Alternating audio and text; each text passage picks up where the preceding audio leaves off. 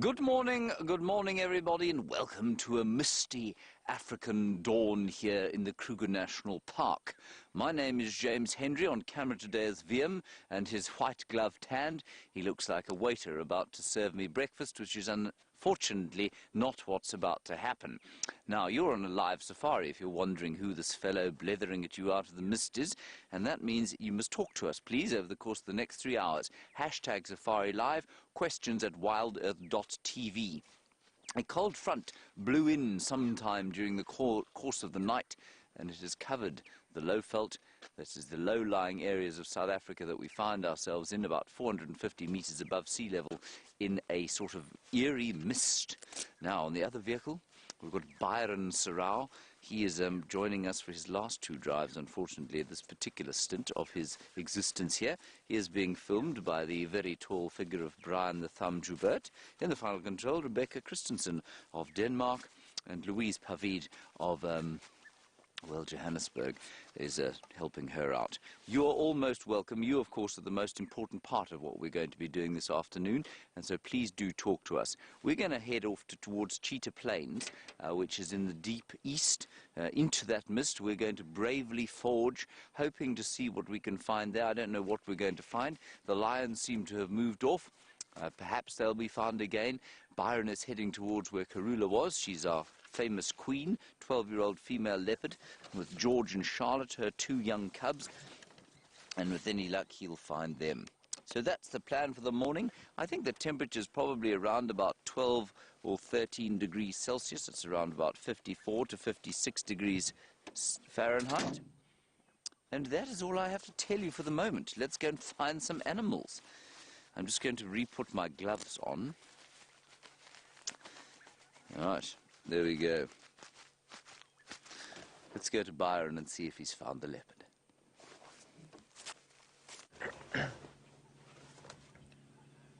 Good morning, everybody, and welcome again to Safari Live. My name is Byron, and with me on camera this morning is Brian. Morning, Brian. How's it? And the thumb. Oh, yeah. Just to make sure we got everything sorted behind us here. We're in the spot where Karula was yesterday with the 2 little cubs. I'm having a look now. It doesn't seem like she is here. Perhaps she has moved on. It was a very small kill that she made yesterday, a small duiker, and that's a substantial meal for a leopard, but when she's got 2 little cubs to feed, it can often get finished a lot sooner than if it was just her by herself. I'm trying to have a look. I saw a lot of hyena tracks heading into this area as we approached, so potentially what may have happened is, with these cubs, you know, they climb in and out of the tree and they try and tear pieces of meat. They'll often knock a kill out of a tree. And by doing that, if there was an opportunistic hyena around, the hyena could possibly have stolen it. But I'm just going to look carefully around here. You never know. She could have hung around in this area, or maybe she went to go and have a drink of water. We'll try to check carefully before we leave. Let's make sure we don't miss anything. We had a very exciting day yesterday. We had lions, we had wild dog, we had the leopard, and then those lions roaring at the end of the show, which was amazing. One of my favorite sounds. I want to check this drainage line carefully.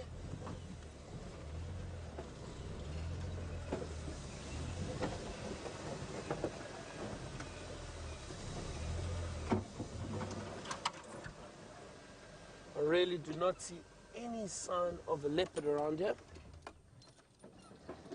Also, if there was hyena activity, Brian is scanning there for us now, but if there was hyena activity around here last night, then the chances of the female hanging around with the cubs are highly unlikely. She would prefer to take them and get them out of the area. You know, even those cubs are able to climb and get out of the reach of predators like hyena. If they accidentally slip or fall out of the tree or get caught unawares, those hyena will kill the cubs. So that female leopard will be very careful with protecting those cubs and trying to get them out of the area as quickly as possible if the kill is finished. There's no need for her to hang around. So I think let us move out back towards the road. We'll have a good look and see if we can't find any tracks of them.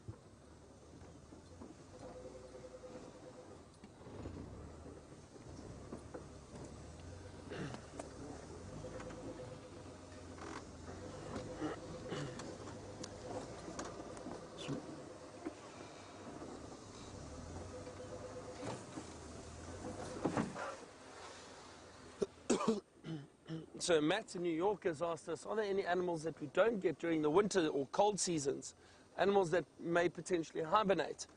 So Matt, we don't have animals like you get in the United States, like bears and that hibernate, but other animals like more snakes, a lot of the reptiles will hibernate.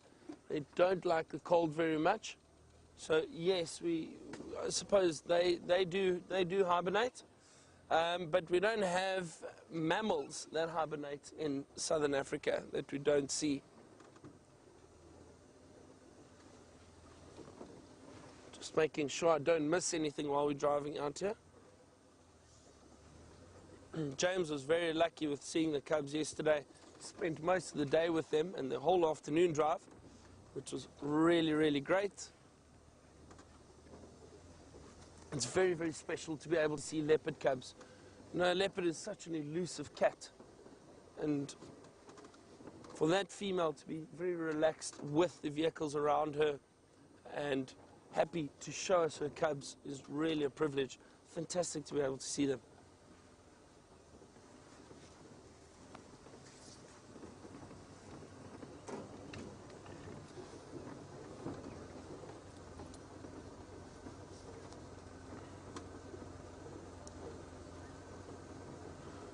So Siberia Zumi has asked us, what is the most resilient animal which occurs in this area and the most resilient animal to deal with change in temperature?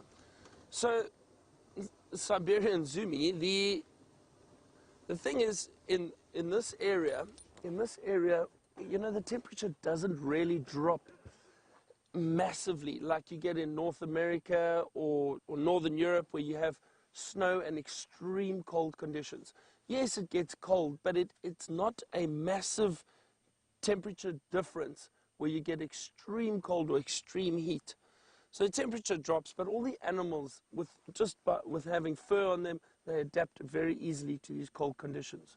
So it's not something that would cause them to really, really suffer in the cold months. It's not that cold. Yes, we look bundled up in that, but it's because we can't handle the cold like they can. But all the animals are resilient to the temperature change. They have all adapted to suit their surroundings, and this area, all the animals are very comfortable, whether it be winter or summer.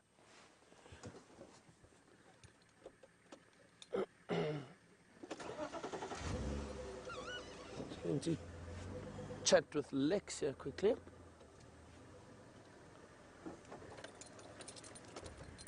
Morning, Lex. How are you? Good, thank you. So I've had a look there, no sign of her. I saw some hyena tracks. I'm not sure, potentially she dropped the kill and they stole it. I didn't walk through there yet. I'm just going to try to check around, maybe if they've got tracks coming out. I think I might do the same. I'll also go in and have a check. And then Okay. All right, great. See you later. Enjoy. Bye-bye. See, it helps for us to chat to other guides in the area and we just update each other and let them know exactly what we're doing, and we can work together as a team. You know, one guy will check one area and another guide will check another area, and hopefully we can work together to find whatever it is we're looking for, especially when it comes to tracking.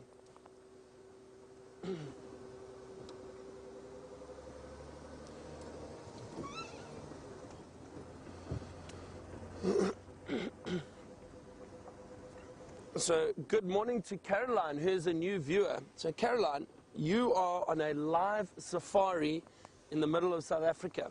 We are in the northeastern part of South Africa, in the Greater Kruger National Park, in an area known as Djuma Game Reserve, which is in the Sabi Sands. It's a private part of Kruger, or the Greater Kruger. And what we are doing is taking viewers from all over the world on safari. So what we see, and as it happens, is what you see back home. Which is really, really great. At the moment, we're looking for a leopard and 2 cubs. But no luck just yet. They were seen yesterday morning and yesterday afternoon. And it looks like they've moved off. But I think because they had a kill, and they potentially have finished the kill. So at the moment, we're just scanning through the area and trying to see if we can't find any tracks of this leopard and her cubs.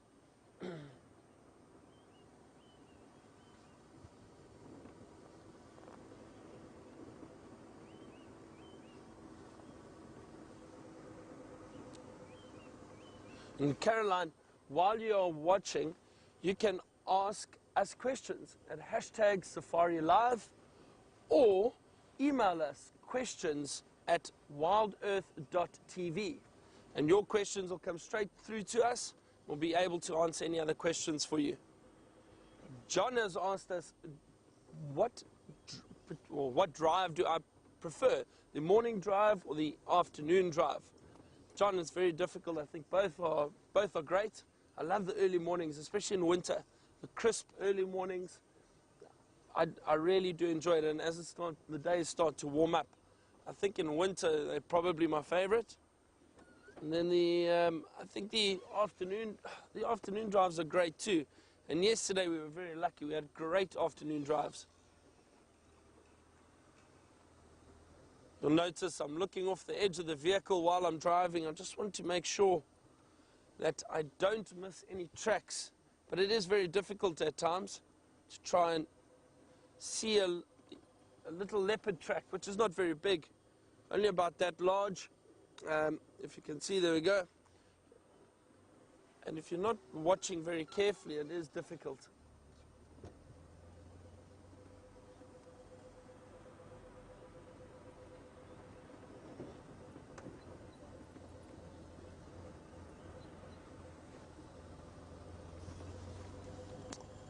It is still quite cool this morning, so a lot of the animals do stay hunkered down and rest in this cold weather until the sun rises and it starts to warm up a little bit. Then you get more animals moving around, a little bit more activity. Even the predators, who are generally nocturnal, move around a lot at night and early mornings. When it's cold like this just before sunrise or sunrise, the temperature drops quite a bit.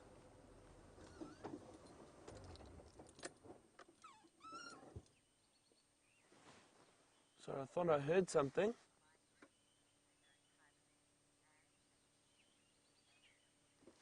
So Anne in Canada has asked us, are there any animals which migrate in this area because they don't hibernate? No, and not in southern Africa at all. There are no migrations down here. Migrations in Africa are generally not due to temperature change. It's mostly due to water and food change. You get a lot of migrations up in East Africa, in Kenya and Tanzania. Down here in southern Africa, there is still a constant amount of water, even though the dry seasons do occur. Some rivers do still hold water, so the animals do not migrate. You might get seasonal movements through smaller areas, but they don't necessarily migrate out of the country or cross borders into areas that have more food or more water. So not down here, no. But East Africa, yes. While I continue my search for a leopard, James has got some large grey animals for you to look at.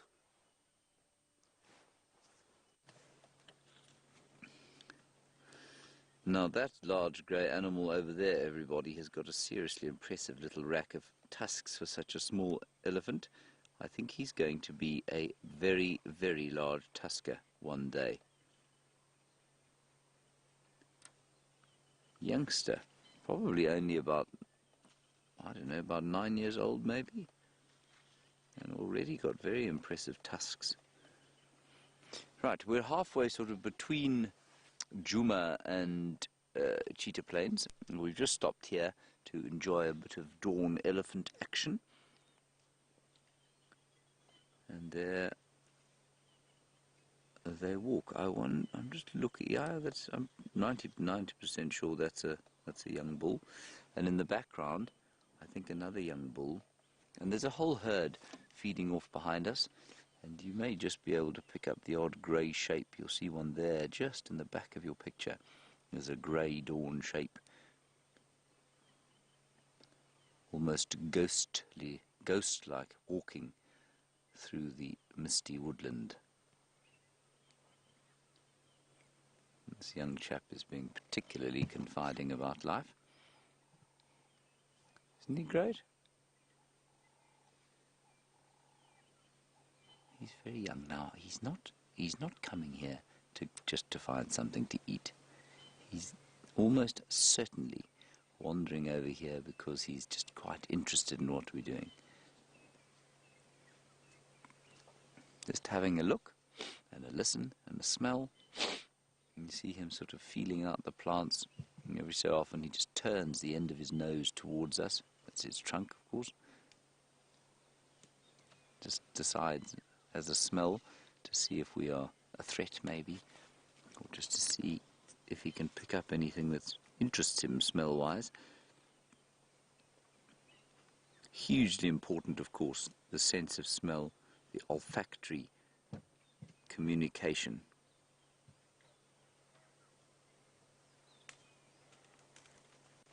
Here we go.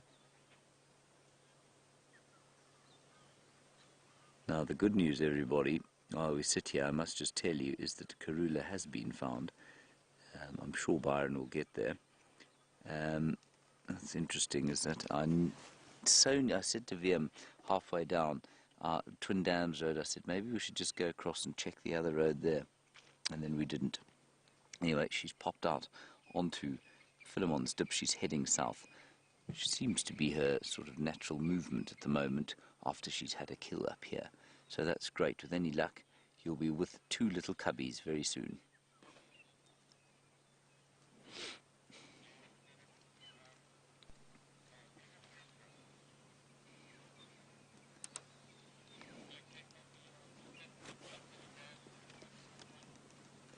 Sorry, Elaine, I've missed your question. There was a lot going on the Game Drive channel. Elaine Cole, you've asked a question. I'm going to ask Rebecca to read it back to me. You want to know if the lions here have ever killed any elephants, Elaine? Elaine, not as far as I know, not an adult elephant. I know hyenas killed a crippled 4-year-old elephant not too long ago. I've no doubt that there must be a record or two of a sort of seriously starving elephant being killed by lions in this area, but it's very uncommon. It does happen in Savuti, and that's because of course, they have an extended dry season there with very sparsely distributed water, and the elephants really do lose an enormous amount of condition over the course of the dry season. And the water is so concentrated that the lions just lurk around the water holes, knowing that eventually very thirsty animals are going to have to come and drink. And what they do then is prey on the young and very vulnerable elephants. Sometimes fully grown cows will be taken, but they have to be pretty weakened for an elephant to be able to take them.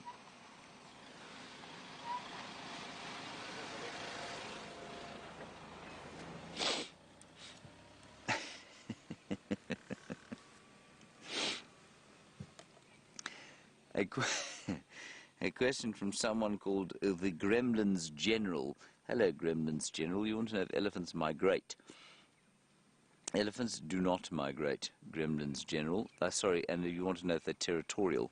They are not territorial. They are what we call, they have home ranges, so they have an area in which they move, but they do not defend it. They do not mark a territory. And so, yeah, not territorial at all. But that home range can be massive, or it can be very small, depending on the number of resources that there are in an area. And so while elephants can migrate, they can move vast distances between feeding grounds. If there is sufficient food in one area, they'll normally hang around. Water as well. Water, an extremely important limiting nutrient for elephants.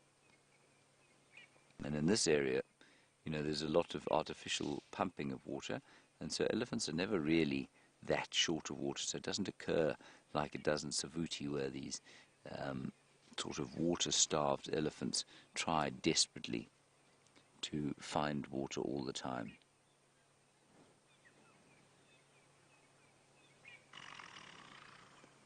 Very nice, enormous flatulence there.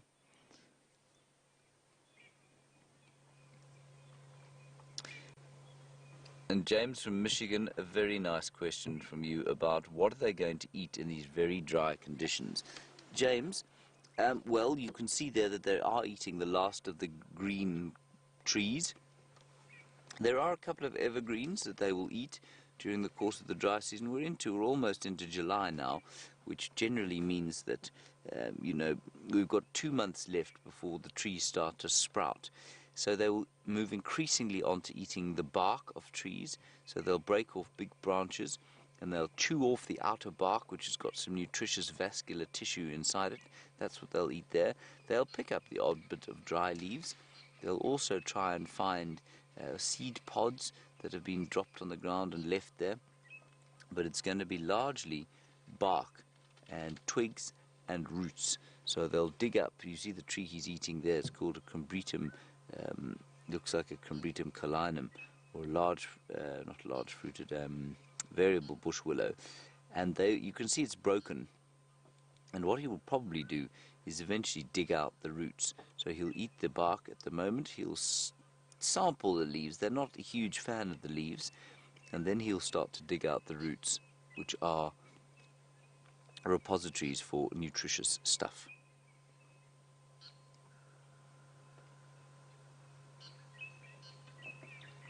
Lovely colours there.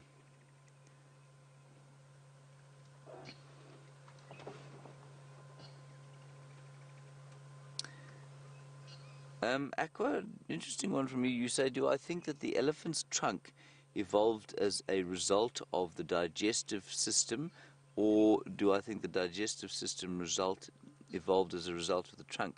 Aqua, nothing about that animal evolved in isolation or as a response to something else that evolved about that animal. They will all characteristics would have evolved together for it to exploit the largely, I suppose, the trophic or food niche that it needed to fulfill, or that was open, and that's basically what has happened there. And so I don't think that it evolved from eventually the same ancestors as the other hind gut fermenting animals, like zebras and pigs.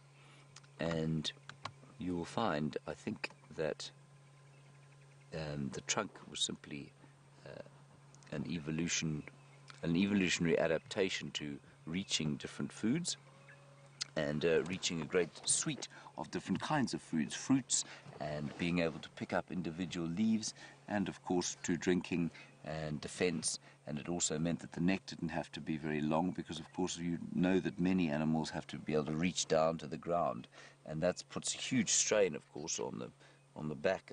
And if you're that big to have to do that, the muscles involved would have been enormous. Much more interesting, or much cleverer adaptation, if you like, to just have a long muscular protuberance from the front of your face, which I'm glad I don't have.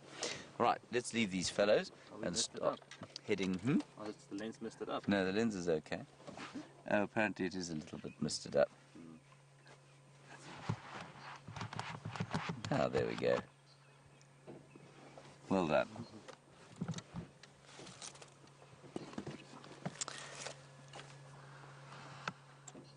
Marsha, we're going to move on slowly here because these elephants are feeding into the woodland.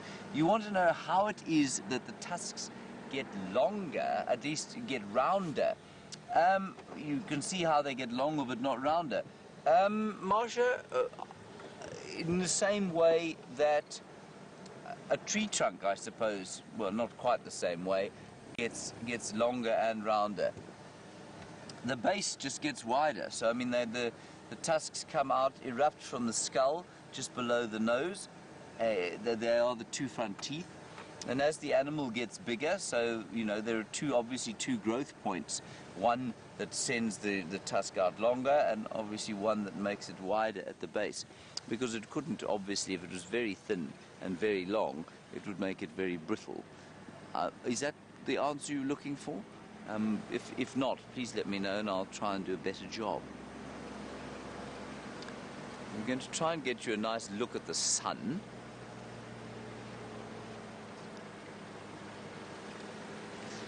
Hello, Virginia. Virginia, you want to know if elephants ever replace their tusks. So you know that they're molars, they get 6 sets of molars in the back and on the top, and you want to know if they ever replace their tusks. No, the tusks are one-off. Once they come out, that's it. You don't get another tusk. Let's head across to Byron. He's on the search for Karula. She is quite close by. I think she's moving south, so hopefully you'll get a glimpse of her before she disappears.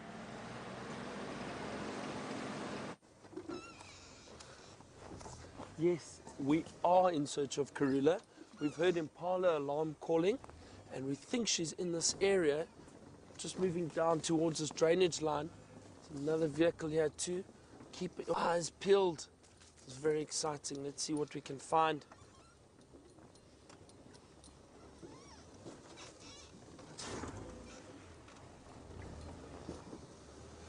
Just having a good look here.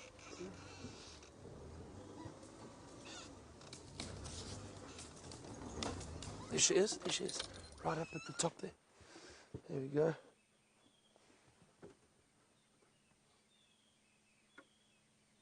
Fantastic, we've found her. That is awesome, awesome. And we only knew that she was in this area because we heard those impala alarm calling. So Lex heard them first and he let us know.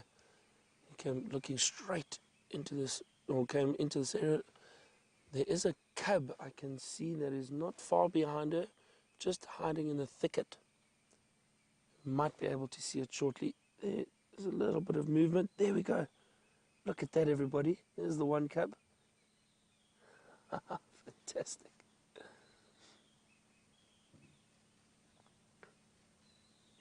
That is really, really beautiful. Oh, no, this is amazing. This is my first time to see Karula and her cubs. So excited.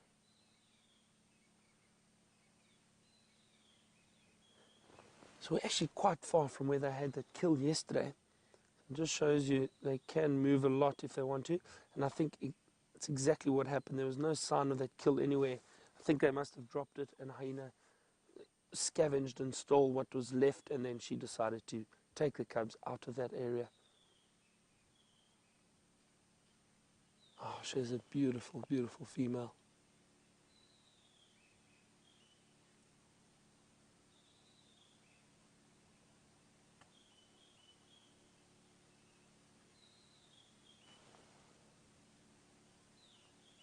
Oh, there's the other cub. Oh, fantastic, both of them. Right out there. That looks like a young male. Just saw. So she has a young male and a young female.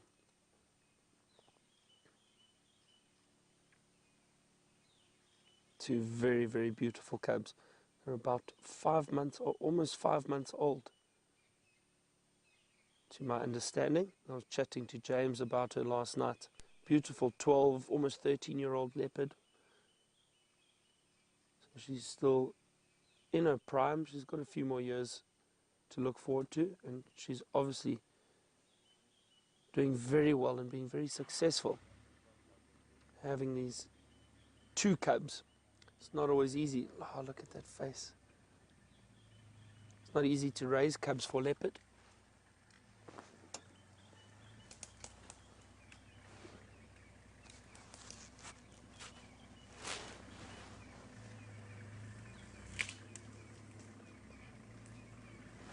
Good morning, everybody.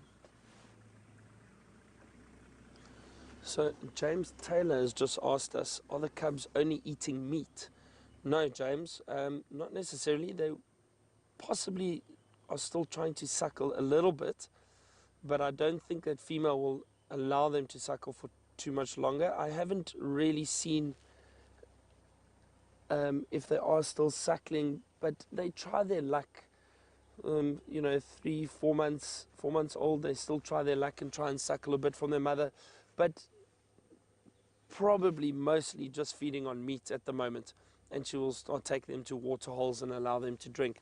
So there might still be a small chance that they get a little bit of milk from her, but generally they would be feeding purely on meat at this age. 5 months, yeah, I would say they're completely feeding on meat now. They start feeding on meat from quite a young age.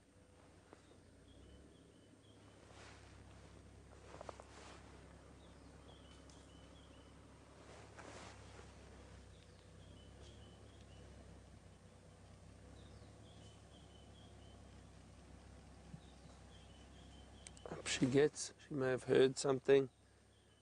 Often what these leopards do is, especially now these early mornings, it's very, very cool.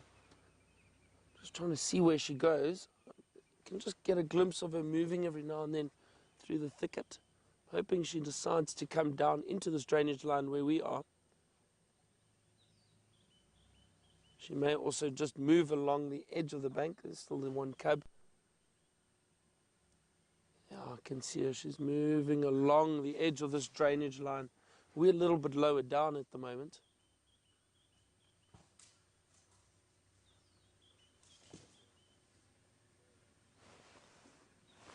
You can see how thick it is here. This is perfect, a perfect area for these leopard.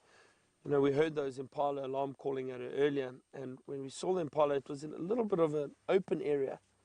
So that's not ideal for leopard, especially with the cubs. She would like to stay. I caught a glimpse of her moving again. She would like to stay as hidden as possible.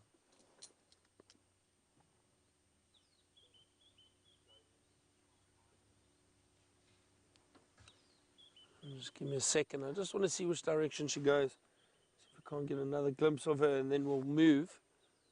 Try to follow her around.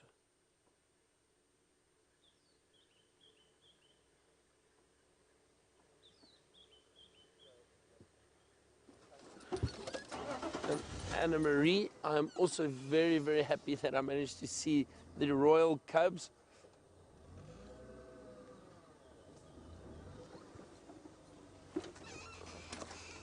Copy, thanks. Yeah, got a visual. I think we're going to stay down here for now. Next, we'll move around, and then. But yeah, just keep me updated. Thank you.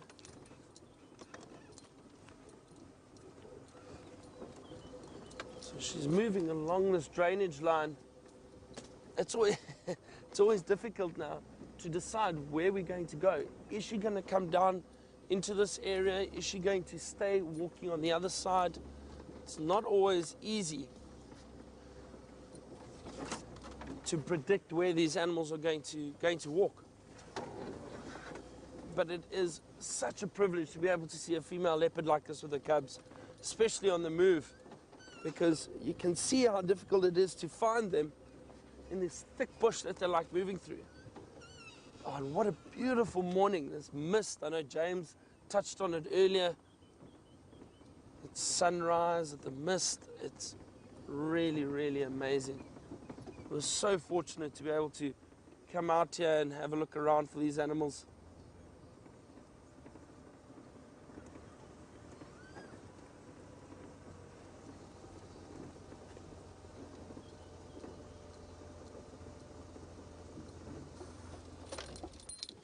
I can see one of the other vehicles.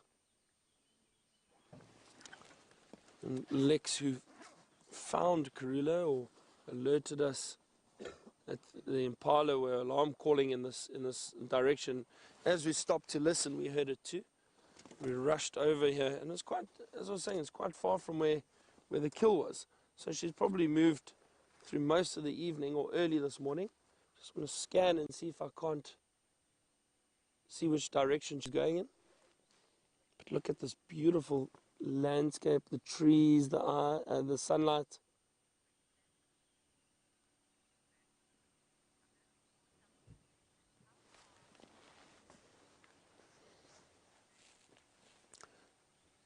So E.B. Murphy has asked just how far more or less they have traveled overnight.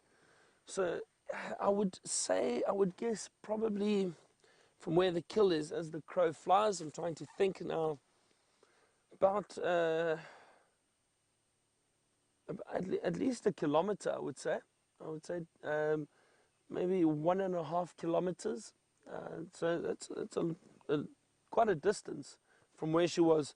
I think she may have gone past the waterhole. I understand our dam cam went down during the evening, so potentially she went past. I'm not 100% sure, but the direction from where the kill was to where we are now, it's directly across that line of the dam. So I think she must have left the kill, moved around, potentially gone to drink with the cubs, because when they do feed on any prey, they do get quite thirsty. Maybe had a drink and then moved off. And that's interesting. That's exactly the area where those 2 male lions were last night. But I think when we left them, they had started to move off. And I think she probably was clever enough to avoid them. They moved more in a southerly direction. And I think she came from across the dam and then down. We are now southwest, I would say, of where the dam is, in that direction. Just trying to see now. Okay, looks like we've stopped. No, they're moving again. I'm just watching one of the other vehicles. You can just get a glimpse of her moving through the thicket every now and then.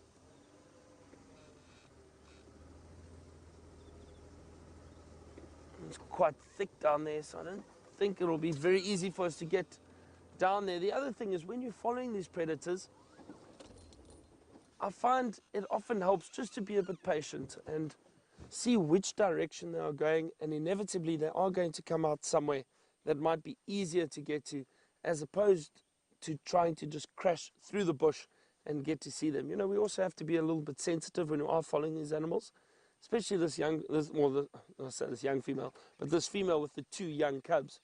You know, we don't want to disturb them and cause them to be nervous of the vehicles at all, so we just being patient and sitting and waiting. See exactly which direction they go, and then we can hopefully plan that they come towards us if we stop up ahead.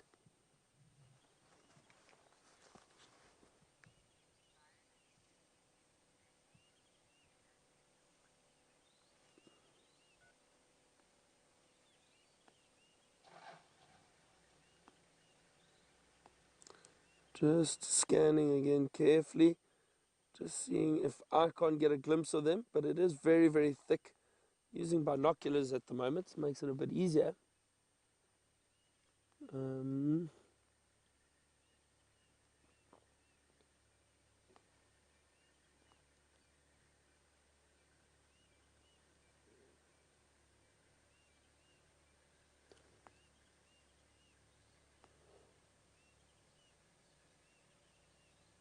So well camouflaged, especially in this light.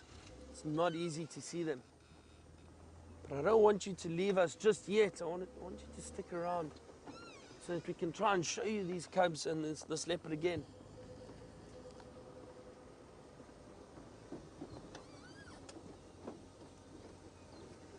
Let me just have a look. There's a bit of an opening here. I'm driving quickly.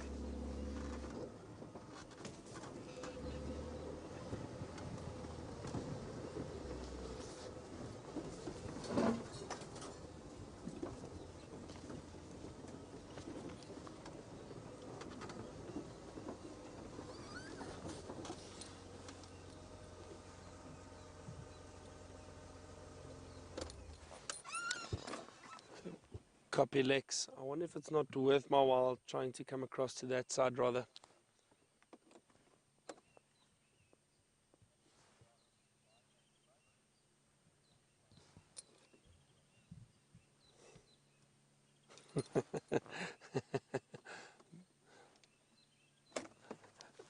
Copy. It's all I suppose as I move she may come this side, so I'll sit here a little bit longer and wait. Right, there we go. Brian has got it. Brian, your spotting is amazing. That camera work that Brian's able to do is incredible. He's got it. That's amazing. And affirmative. We have got a view of her. Thank you, Lex.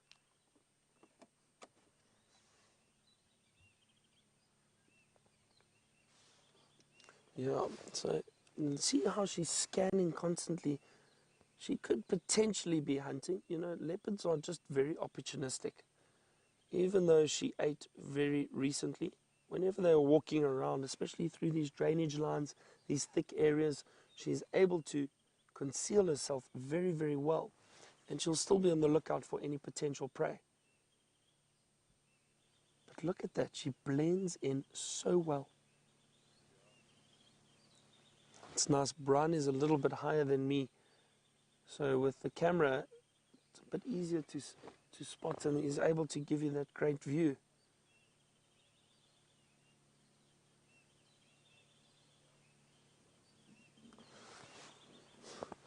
Don't see any sign of the cubs just yet, but they're obviously a little bit smaller. Wow, look at that sunlight on her face.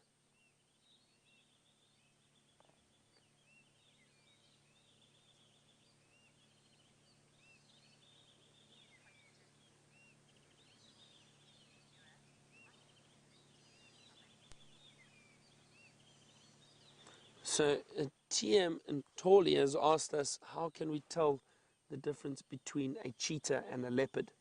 So TM, one of the main differences is the face, and the leopard has a very large round head with with the pattern on a leopard is known as rosettes.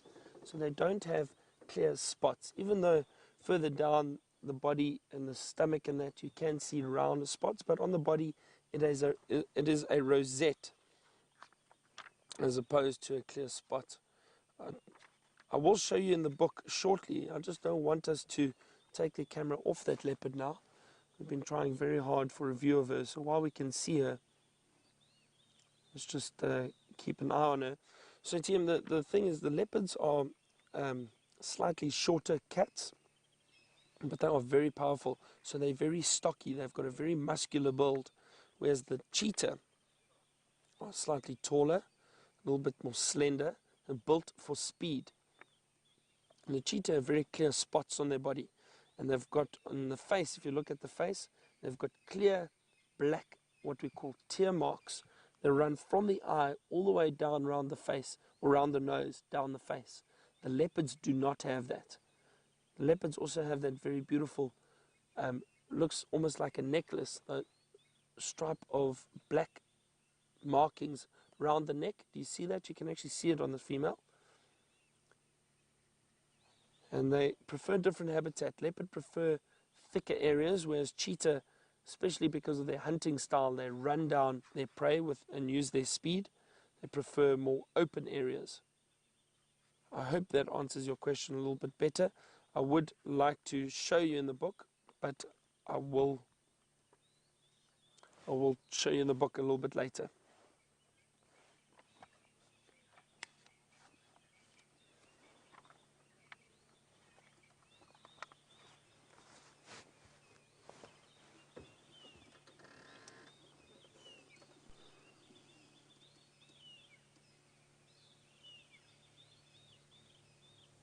It's so wonderful and peaceful. It's great just to sit here and watch this leopard. You know, often in situations like this, and when I do guide guests, it's just nice to sit peacefully and watch and see how she reacts to the sounds and the smells and everything she can pick up that we might miss, but she's constantly on the lookout. You see how alert she is.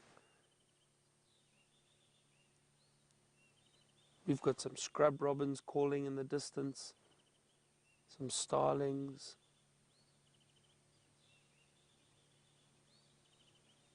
It's a very, very beautiful morning.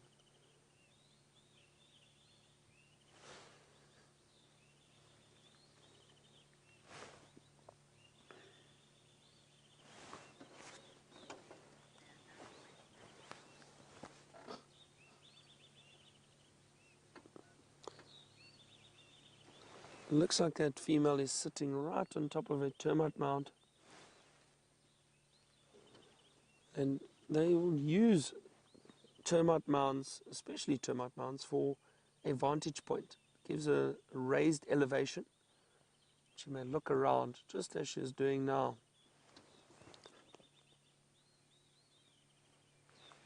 Just want to see, Brian, if you don't mind, let me just try to see if I can reposition us. I think I've spotted a little gap through the trees. We might see her a bit clearer.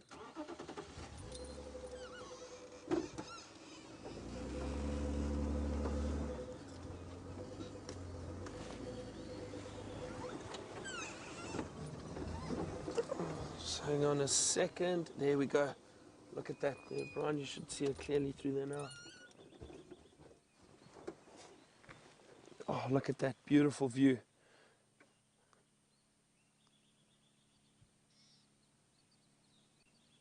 That side lighting, this is a photographer's dream, especially if you got some bigger lenses. Might be able to get it nicely through here.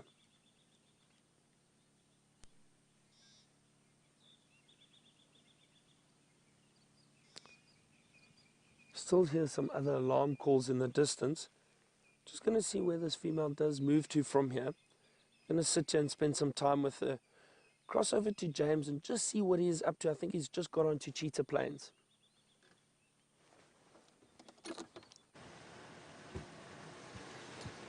Right, everybody, we have indeed just got to Cheetah Plains, and we're sitting here at 3 in a row pan. Well, not sitting so much as doing a drive-by. There was some zebra that scuttled off into the woodland over there. Haven't found any tracks yet, but it is a glorious morning here. You have found Karula, which is brilliant, and there's a mistiness about it, which makes everything rather mysterious and very pleasant indeed. Let us stop briefly here and observe the water. There is a blacksmith lapwing.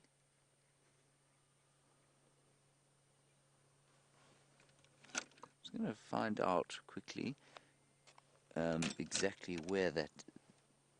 Somebody's called in a lion, but I think it's on Chitwa. Please confirm location of that sighting.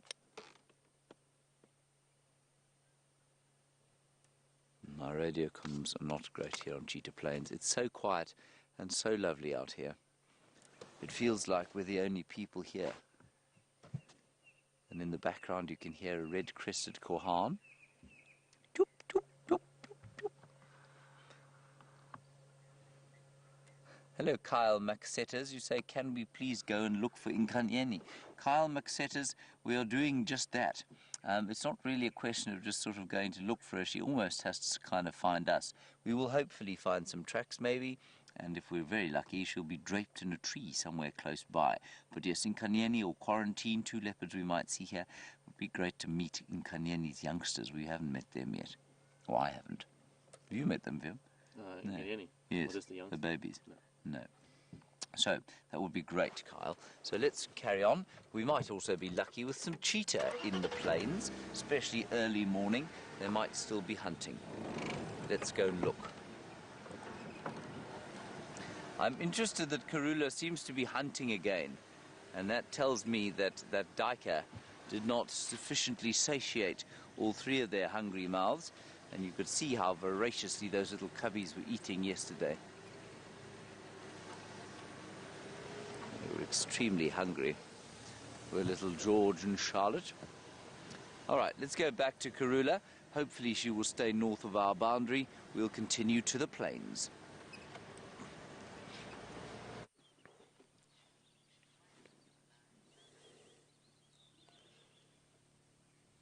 While James is checking Cheetah Plains, we are still here with Karula.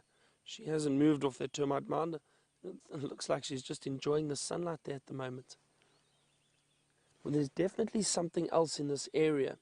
We can hear alarm calls not far west of us, and it sounds like well, there's definitely impala alarm calling, and it sounds like a nyala or kudu that is also alarm calling. They've got a very deep bark. Sometimes it's difficult to tell the difference if you don't listen carefully, but it's a bow, bow. It's a very loud bark that they give as an alarm call if they see a predator. So Lex has actually just gone into that area to go and have a look. We said we'll keep an eye on Karula. Again, the teamwork is very important out here. that you can try and see as much as possible while working with other people and working as a team, because it is not easy in the bush to do everything yourself. She is posing so beautifully for us.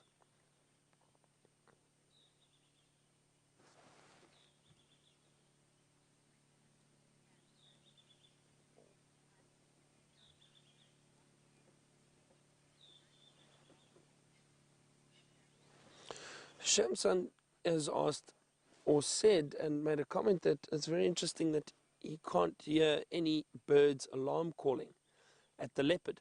And don't birds alarm call at the leopards? They do occasionally, but often what happens is it is when they are moving around and if they are out in the open. And there's certain bird species that do alarm call at them. Rattling cisticulars, the grey go-away birds, starlings, a lot of those bird species will alarm call at them. Franklin, I've heard other birds of prey actually also alarm call at predators. But where she is at the moment, she's in a thicket and she's not really moving around too much.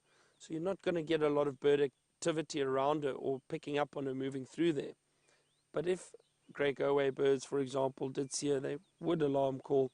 Often what the leopards do is they then walk and they raise their tail and they show the white tip of their tail. And the theory behind that is that they are saying, okay, I know I have been seen, I know I've been spotted, I'm not a threat, I'm purely passing by. So they try and make themselves more visible. And the reason for that is then to try and move through the area as quickly as possible so that they can get away from the alarm calls. They don't want to attract too much attention to themselves. But good question, and it is interesting. While she's sitting there, there aren't any birds alarm calling at her. But I think it's because she's moving through this drainage line. It's a little thicker. She's well hidden. We can see her quite nicely now, but she's not really out in the open or close to anything that potentially could feel threatened. So the birds for now are leaving her alone. And also I don't see any of those birds in this area at the moment. Nice little stretch. Oh dear, we're going to have to watch very carefully now.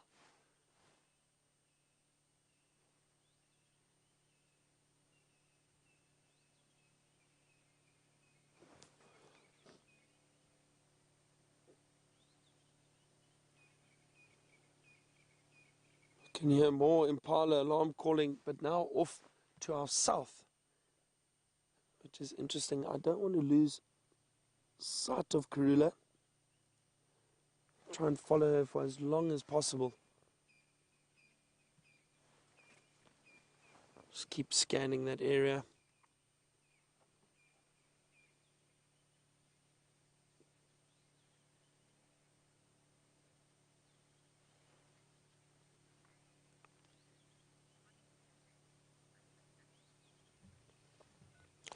While I try get another glimpse of Karula, try to see exactly where she's going, we'll work out what these alarm calls are.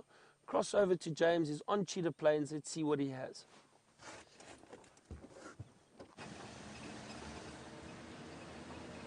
Righty, hello everybody.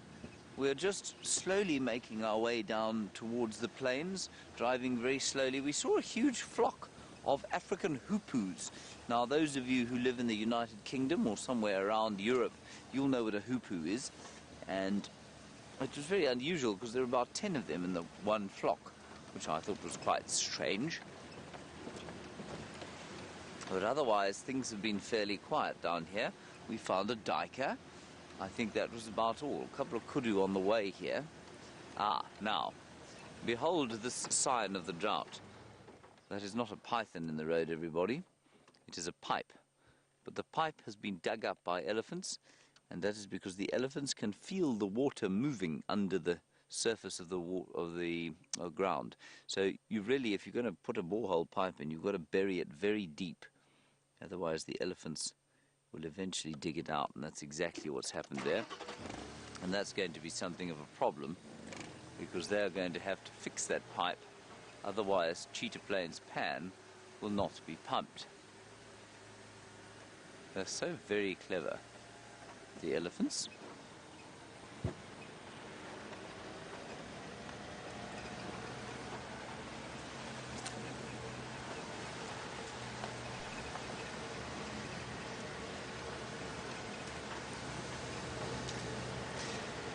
Now, Betty, you have asked a question about one of the greatest, Betty, one of the greatest kind of, I think, misconceptions.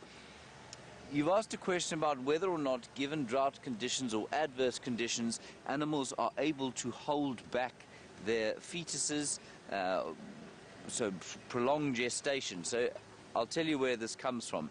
It comes from impala.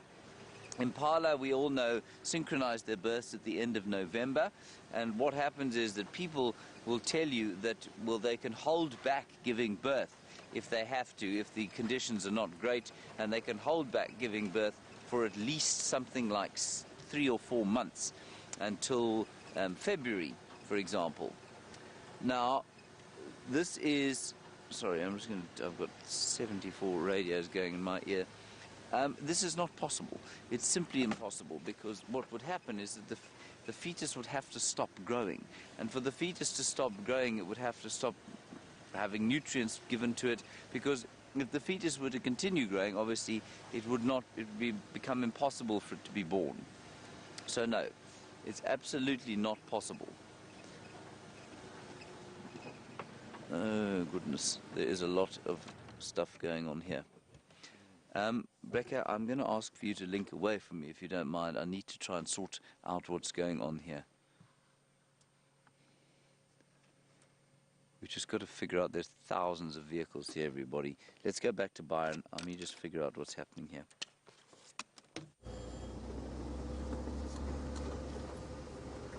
So, welcome back, everyone. We lost a view of Karula. She moved off the termite mound. I'm trying to get around this big drainage line to see if we can't get back into that area on the other side. It's not easy. It's very thick, and I looked for an area to cross, but no luck yet. But I've just crossed through the drainage line on the road, but I'm going to try and get all the way back around to that area where she was. It's all very exciting. I'm so glad we did get to see her in the cubs, though. Oh dear, very, very thick here at the moment. There's no chance of us getting through here.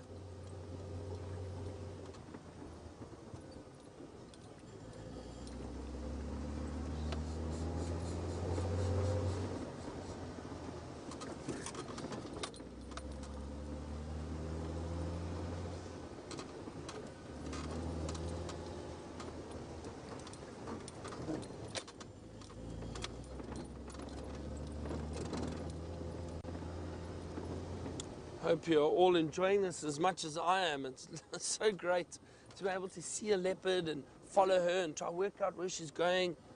It just shows you how difficult it is to find them. I mean, walking through those thick drainage lines, it's almost impossible to spot them. You really, really have to be very, very careful and look very closely. Okay. Trying to see the trees.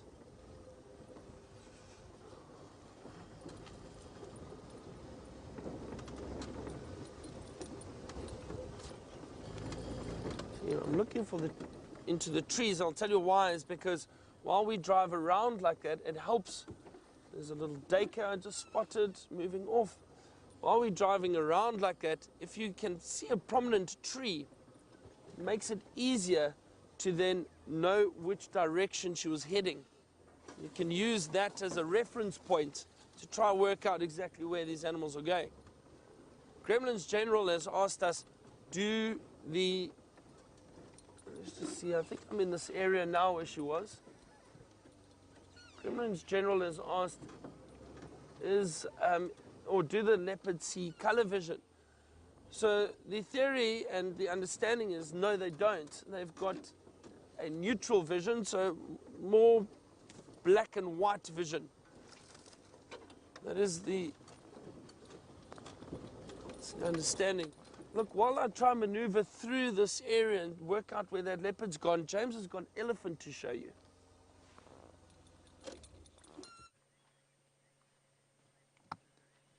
This is an enormous, tuskless elephant bull, everybody. He's very close by. He's in full must. This is unbelievable. Look at him.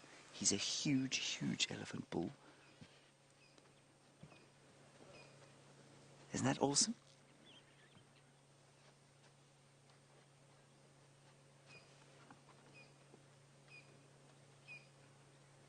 Isn't that fantastic? And he didn't even look at us. Now, he's got no tusks. Now, that is very unusual. Now, it's all happening here at Cheetah Plains. There's some lions just down the road here.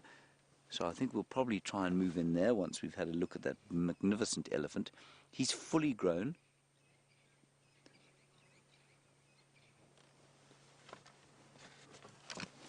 Just hang on a sec. Go ahead.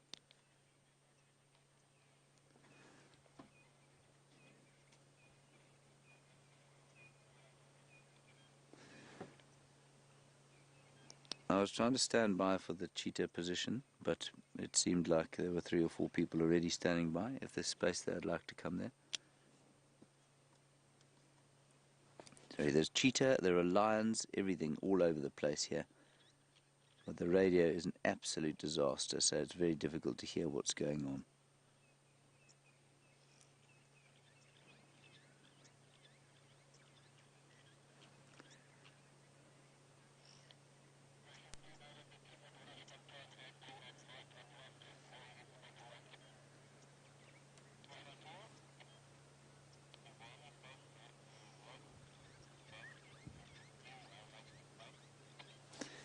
Thanks, that would be great, Mike. Sorry, everybody, I am just trying to find out what's going on here. Mike, I'm in no rush, so yeah, I'll just gently make my way there. Alright, we're just going to go and have a quick look. Okay, we're going to go and quickly have a look at the cheetah, everybody. They seem to be on the far southeastern corner, so we'll just nip down there, and that we might get a quick view of them. Hold on tight. I'm sorry about my lack of attention to your needs, but the radio is just very difficult to understand what's happening here. There's lots of action, which means everybody is very excited about what's going on here. There's some vultures. Now, there's 3 male lions killed. In fact, yeah, we'll go back there just now. 3 male lions killed here yesterday. We don't know who those male lions are. 3 females as well from a seemingly unknown pride came into the area as well. So it's all very exciting.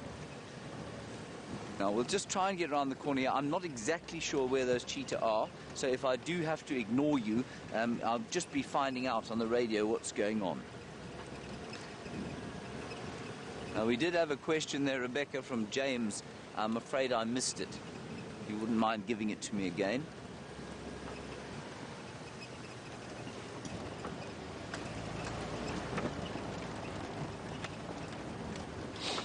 James, you were worried about elephants attacking a vehicle, and you say, what do you do if an elephant attacks? James, what we do if an elephant attacks is you try and make sure you're not in the way. So, for example, you read the elephant's behavior, and I could see that that elephant paid us almost no heed at all. He would not have just attacked. He would have warned us, almost certainly. And elephants are very good at warning you, which means that if they get upset, you can tell. If you then stay in their way, well, then you're asking for trouble. The key thing is, if you're with elephants and you think that they're a little bit uneasy, what you have to do is just make sure you've got a forward escape route, and you've got to read their behavior. And the key thing is increasing space. It's no good saying, I'm going to stand down this elephant, I'm going to teach it a lesson, I'm going to be the big deal, and, you know, kind of, I'm not going to run away from it. That's a really bad idea. Okay, we're going to try and get into this cheetah sighting. Let's head back to Byron and Karula. It's all action at the moment. Go ahead.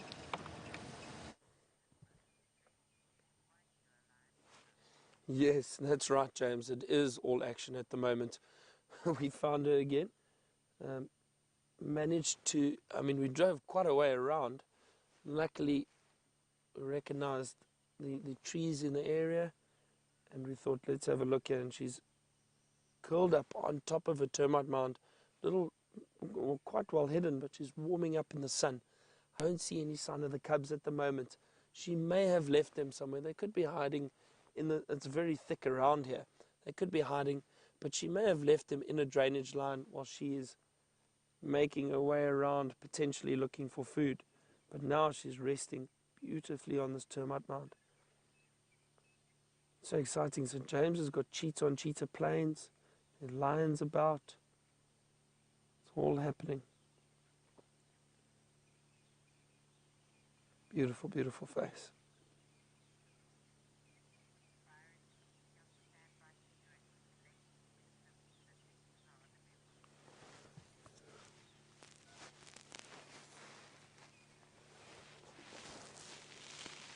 James is rushing to try and find some cheetah for you. As soon as I get any word that he has got them, we'll cross over to him, just so you can hopefully get a view of those cheetah too. And then we can definitely see, you'll be able to see the difference between the cheetah and the leopard, how different they look. It's always nice to see a live animal to tell the difference between the two.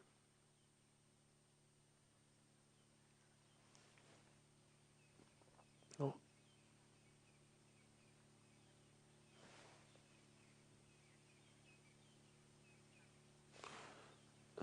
Trump's buffoon has asked us, how do the cubs stay so well hidden?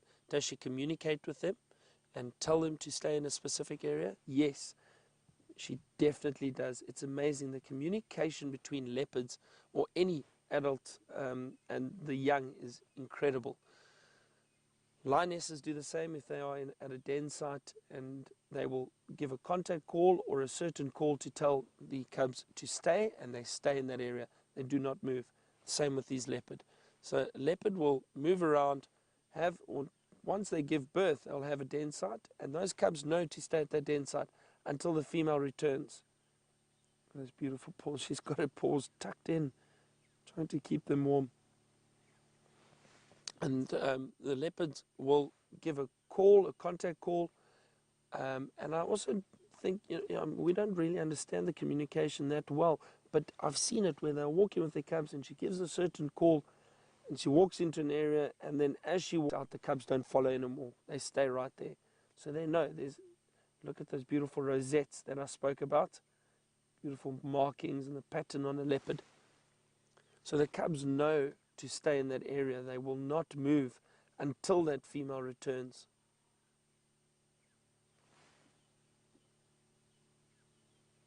Oh, this is so special. This is amazing. Go ahead, Lex.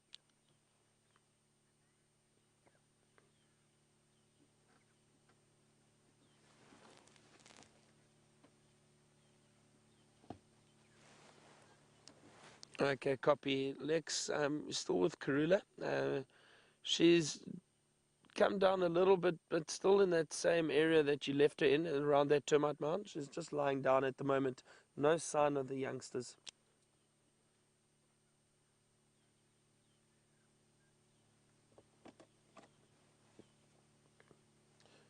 So Lex was just telling me that he found where the kudu and the impala were alarm calling, but he can't see anything around there. Potentially another leopard that was moving through the area, but it's not always that easy. They'll alarm call those antelope soon. Sorry, I'm just getting an update from Lex.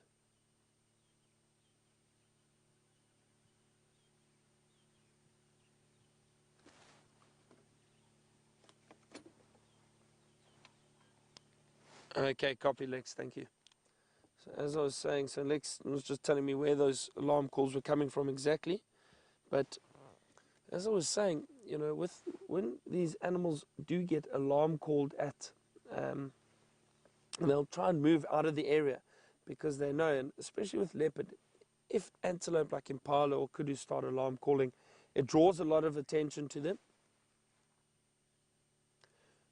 And they don't like that attention. They don't like potentially hyenas trying to follow them, because hyenas will be alerted. They'll come and have a look, see if there's a potential kill they can steal. So they generally try and move out of that area very, very quickly if they are being alarm called at. It sounds like James has just found the cheetah. Cross over and see what they are up to.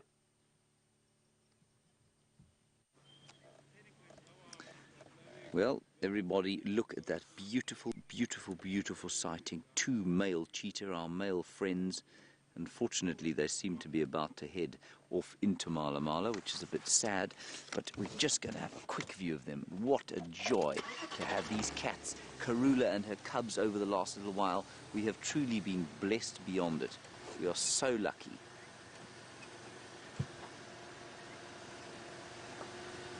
We'll just move along here. I'm pretty sure the other one will get up and come across as well. Now, we can only be on the boundary. This is the kind of end of when we're going to be able to see them.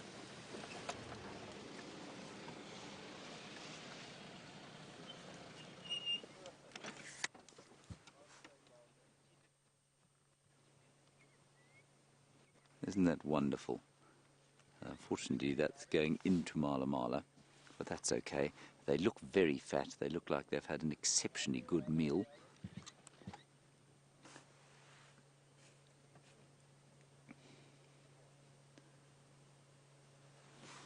Stunning stuff.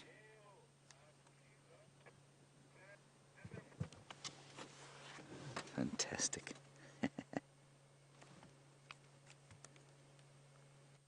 So they are, for those of you who don't know, everybody, we're not going to be able to see them again once they've got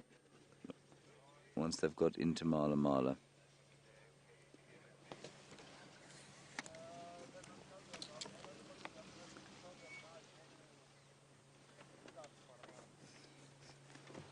Ah, this is fantastic. James, Richard, you say, considering cheetah have such an incredibly low genetic diversity, you say, are they likely to be more susceptible to diseases? Definitely. Absolutely. To some extent. But at the same time, although they are probably susceptible to more diseases, everyone, they are pretty resilient. And you know, the big legend you'll hear is that cheetah are all descended from one female. You know, their genetic diversity is so low that they're probably all descended from one female. Now, I'm not convinced that that's true.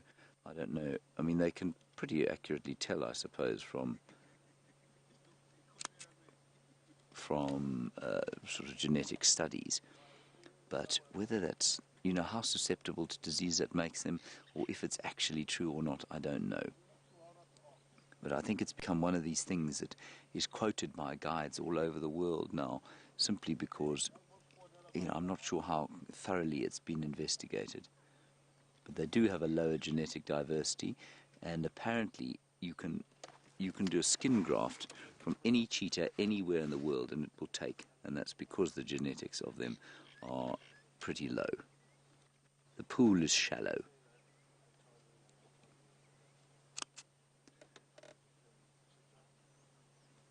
Very nice.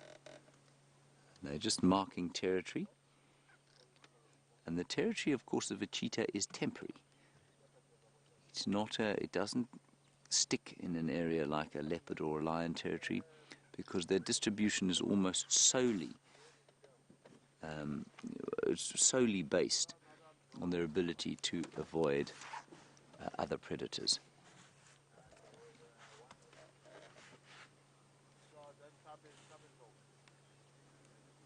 We are very, very lucky, everyone. Cubs, leopard, and magnificent cheetah. This is a rare treat, and for those of you who are perhaps new viewers, you know we don't see cheetah very often at all.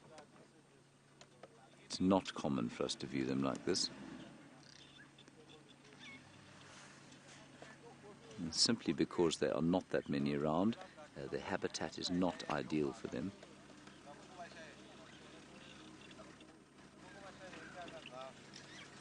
Oh, I got a picture there, if you can believe it, Veer, but I did miss his feet, unfortunately. He was sort of in focus. It's almost in focus. Everybody, I am the world's slowest and possibly most useless photographer. Yeah, no, it's a disaster. I'll show you the picture a bit later. VM, of course, will derive enormous amusement from it. And I think one of them although they're probably brothers, and although you'll be told that there isn't a great deal of kind of dominance between the two, it would seem to me that one of them always follows the other. So this chap, you can see, is basically doing what his brother's doing. He's marking on the same trees and marking in the same places, but well behind.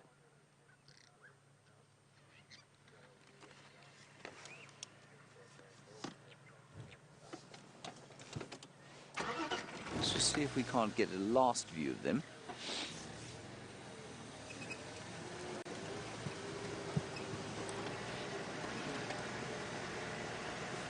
And they're just lying on the boundary there.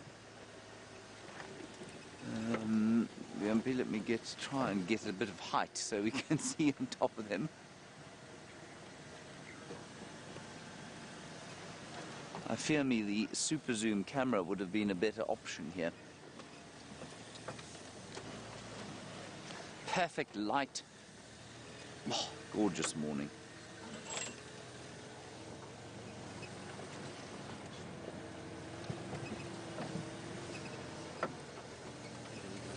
I think this is going to be a 2. Well, we've still got them there, everyone.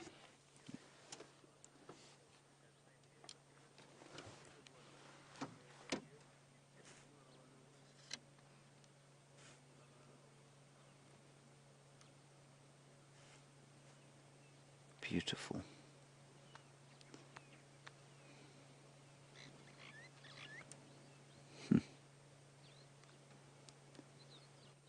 Yeah, I'm afraid that's going to be the best view we have of them. They'll probably lurk there for a little while. It's still quite cool, so I suspect they'll move. I'm 95% sure they won't be doing any hunting, simply because they are very full already. You can see their bellies swollen and hanging. So I don't think there's going to be much in the way of hunting today.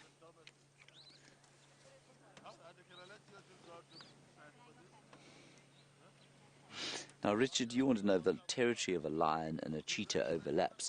They do overlap, Richard. They must overlap.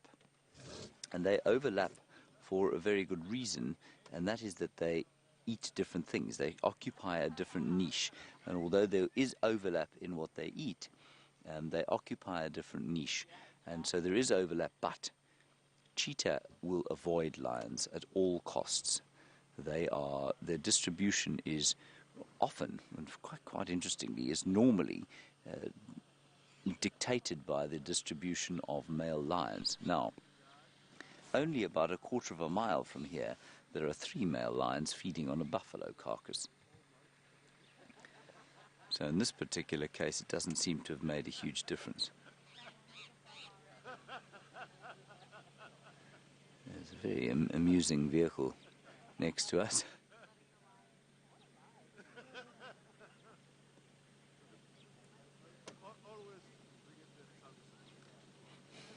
And Velma, you're wondering about how they're going to mate. Are they going to find females? Will they leave their territory to go and find females? Yes, I suppose they might. But I think you'll find more it's a case of females actually seeking them out. So often that happens with the cats, where the female will seek out the male, and she will lie down, or she will come and mark in an area.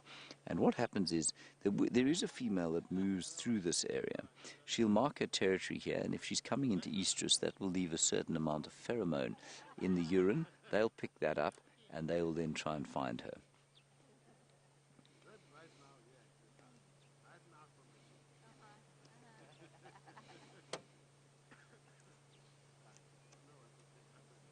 Beautiful afternoon, at least morning. I think they'll probably get up again and move off to the south.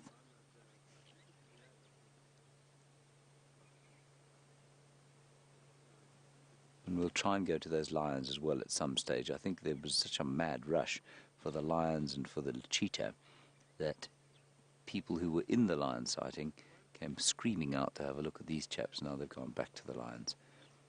So I think we'll just stand by and enjoy this, and then perhaps we'll go to the lions.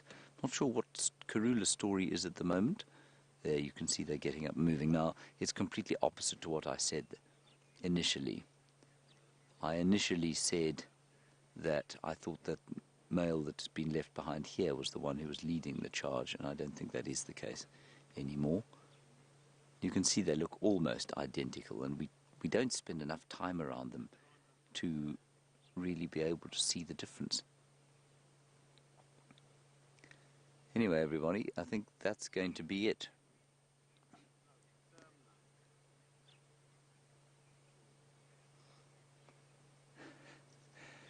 A Twitter handle from someone called Trump's Buffoon here. I'm going to hope deeply that's a facetious Twitter handle. You say, do cheetah kill cubs in the same way that lions do? Do they engage in infanticide? Trump's Buffoon, they do. Probably not as much, but unrelated male mammals of just about any species will kill unrelated youngsters. It's one of the driving forces, actually, of mammal evolution and mammal social structure evolution. It's quite an interesting thing. Lions, obviously, the most obvious example. These guys, of course, if they do father youngsters, are highly unlikely that their cubs will come across an unrelated male, but an unrelated male could well kill them. The leading cause of leopard cub death, unrelated male leopards. A huge part of cheetah social structure is a huge part of chimpanzee social structure, for example, is infanticide, and certainly one of the big drivers in their sociology. Now, a wonderful, warm, low-felt welcome to a Rodine School for Young Girls. All of you in grade 1, Madam Creel and Madam McConnell. Hello, Madam McConnell and Madam Creel. I hope you're all having a lovely, chilly Joburg morning. I hope it's not too cold for you there. It's pretty chilly here, but it's not nearly as cold as it is there for you. We've just had 2 cheetah there. Unfortunately, they've crossed south of our boundary, so let's just look at those cheetah quickly.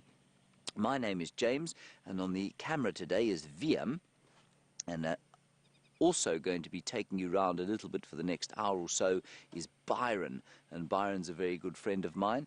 And you know what? Byron and I both went to school not too far from where you went to school. I was just across the road, and Byron a little bit further up the ridge. So we know that area where you are very well. See the cheetah? Beautiful, beautiful special cats. We're so lucky to see them, and I don't think they look very big from where you're sitting, but they're very tall, you know.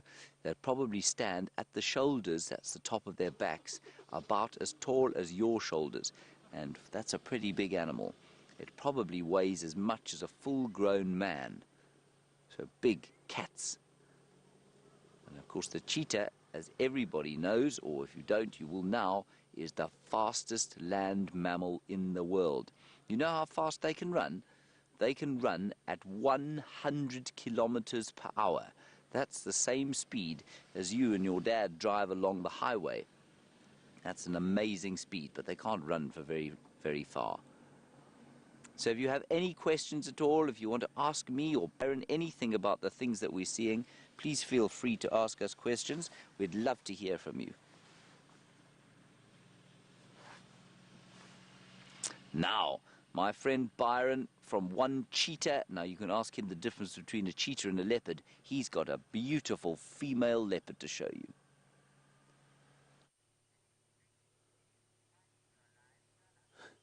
Yes, James, everything's going on at the moment. We're still with this beautiful female leopard. I think this is going to be our last glimpse of her. She's moving off through the thicket, but we have spent quite a bit of time with her. It was lovely to see the cubs this morning. Good morning to Rodine and Madam O'Connell and Madam Creel and their class of grade 1s. Lovely to have you with us this morning. So glad you joined us just in time to get a glimpse of this leopard. There the birds are alarm calling at her, rattling testiculars, and she's raised her tail so that she can show them that she's not a threat. She's trying to just move through the area.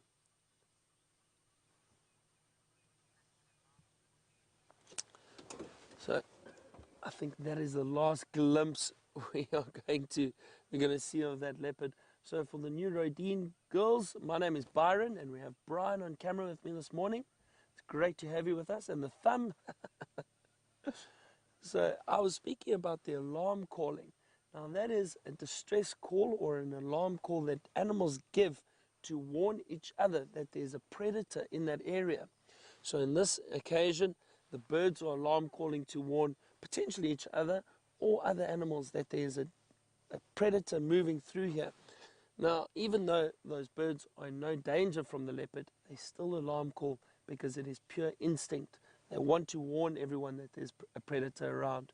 This morning early, we got to see Karula, this female leopard, with her two little cubs. We saw them quite briefly. She was moving them. Yesterday they had a kill. She was feeding on a daycare, and they got to eat. All of them got to eat, which was great. But during the course of the evening, she lost the kill. I think what may have happened is while she was feeding, or while one of the cubs was feeding, they knocked it out of the tree, and I think hyena came and stole it. So this morning, she was moving them into a safer area, away from the area where all the hyena activity is. And what she did then was, it looks like she has hidden them in this beautiful, there's a little drainage line you can't see, but just behind us and further back where was the last time we saw them. I think she's hidden the cubs in there, and she's heading off now potentially to go and try and hunt again to provide food for those little cubs. Really glad you got to see her though. So it's all been happening this morning. We've had cheetah, we've had leopard with cubs. It's been a fantastic, fantastic morning. We're going to move out of this area now, see what else we can find. Look where we're going. There's been a lot of alarm calling in this area from other animals too. We just heard impala. They give a very distinct alarm call. It's a sound, it sounds like a snort, like a oh, my alarm call is terrible. Brian's laughing at me. It's like a nasal snort, and it's a very strange sound. But what they do is if they see a predator, they will alarm call and make a noise to warn each other and say there's danger around, you must be careful. And then they hopefully will move away without the predator, or the leopard in this case, hunting them. But also we want the leopards to eat. So it's a give and take situation.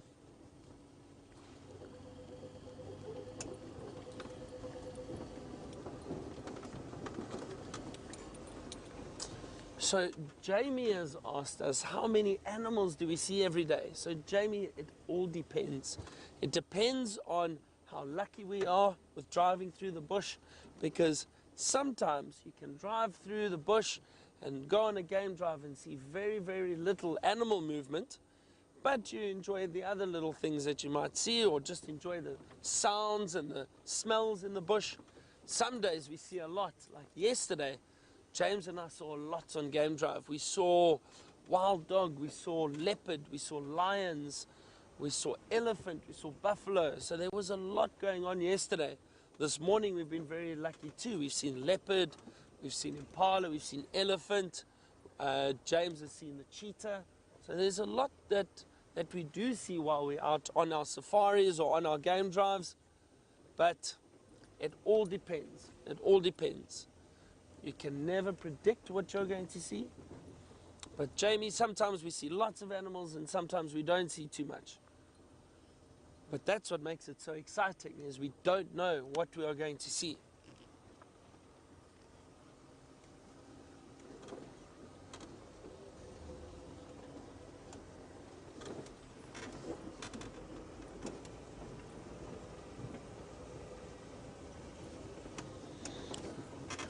Oh dear, it sounds like James is having a lot of luck this morning. So I'm going to carry on checking around this area, maybe see if that leopard doesn't come out again. But James has got something else, another predator that he wants to show you.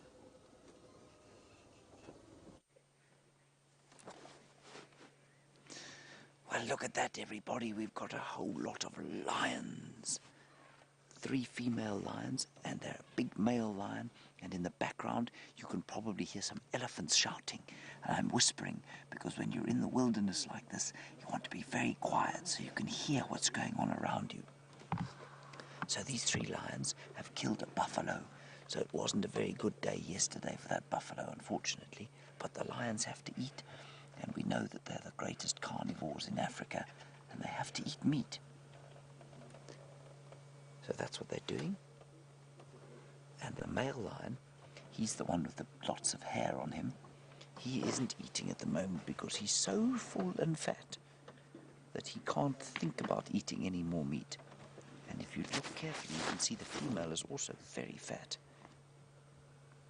See that big fat belly? She's so full because she's been eating so much meat. Now that buffalo probably weighed about 400 kilograms. Now most of you probably don't weigh more than 25 kilograms. So that is more than 20 times your size. So they are very big animals, and the lions are very big as well. Those lions are about twice the size of those 2 cheetah we just saw. Huge. So I know many of you have been to the Kruger Park and many of you have seen lions like this. But they really are very, very big. Look at the eyes looking at us. Now a very interesting question from Khalela. Khalela, you want to know when the cheetahs are going to eat their prey. I don't think they're going to eat today, Khalela. You can see they were very fat, and they probably hunted yesterday. They hunt during the daytime. The lions, of course, we know hunt during the night time, and they killed this buffalo not yesterday, but the day before that. So the cheetah probably won't be eating today. Now we've got something else we can show you, but let's just watch these, see what they do.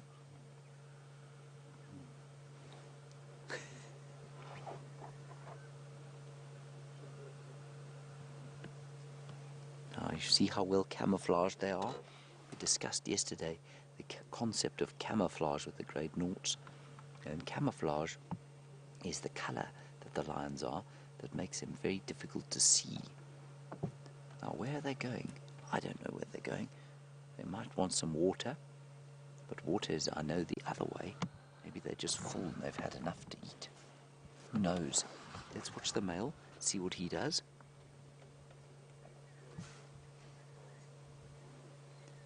And Lily, you ask a very good question. You say, will the lions eat the buffalo's head? Yes, they will. They'll eat most of it. You can see them, the front of the buffalo's head. Now, I know this is a bit gusting for some of you, everybody, but don't worry about it. That buffalo, of course, doesn't feel anything anymore. It is long gone. There's a soft bit around the nose there that the lions will eat. They will probably eat most of the neck, and so they'll eat the nose, but I don't think that they're going to eat the rest of the skull.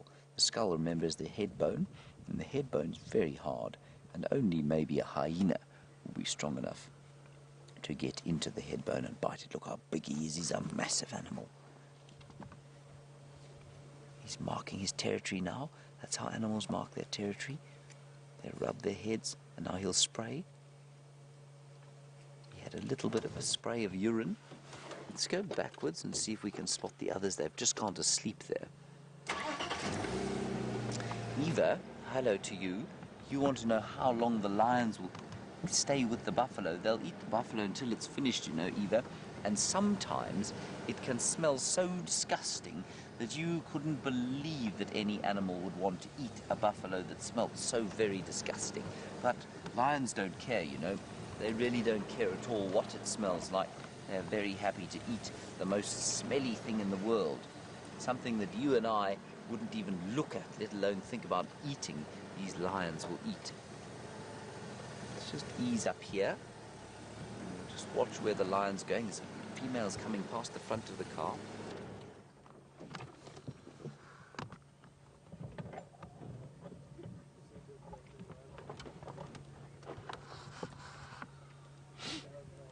Hello, Pia. You want to know why dad lions have got lots of fur around their heads? Well, it's like a beard. You know that your dad's got a beard. He probably shaves his beard off, but if he didn't shave it, then he would have a very long beard, and you know that your mother doesn't have a beard.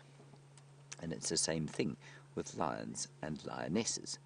Lionesses don't have a big beard. The males do have a big beard.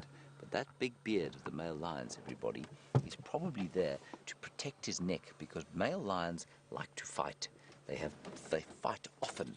And that beard, that huge mane, it's called a mane, huge mane helps them to avoid being hurting themselves when they're fighting. I think we should follow him. Let's leave the lionesses to their smelly breakfast, and let's follow the male lion down through the bushes there and see where he goes.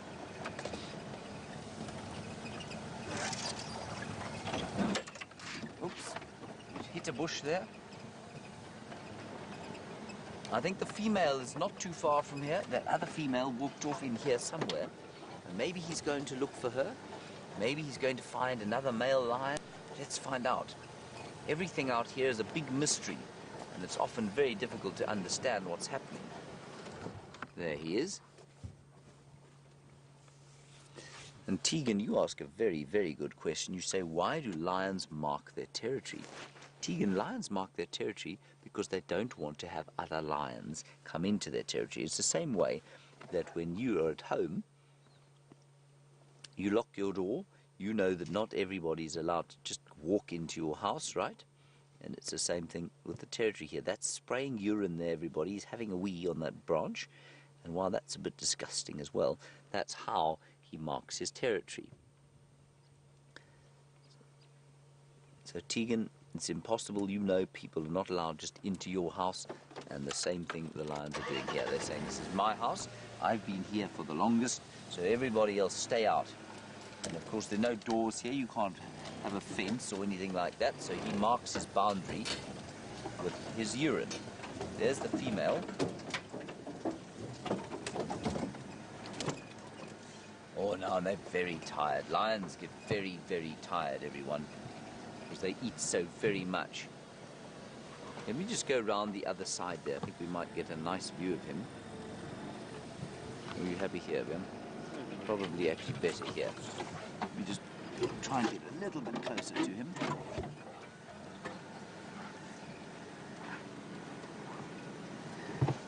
And Lyra, you ask a very good question. You say, why don't they attack us? Why don't these huge, fearsome animals attack us? When we're so close to them, why don't they jump on the back of the car and eat us? And, well, Lyra, you know what? They're just used to us. And it's because we're around here quite a lot that they just don't see us as something to eat. And that's why they don't eat us. If we came here on foot, remember, we're in a car now. If we came here on foot, they would be much more likely to have a bite of us. But they'd also be more likely to run away. You see how tired he is? He's so very tired.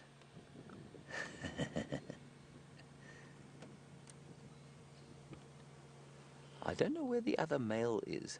Apparently there were two males here. But only one male that we can see. And you can see, I bet many of you have got cats at home, and you know that your cats at home do more of sleeping than they do anything else. And it's the same with lions. I'm sure many of you know that there are 24 hours in one day. Do you know how many of those hours lions can sleep for? They can sleep for 20 hours of the day. That's a very, very long time.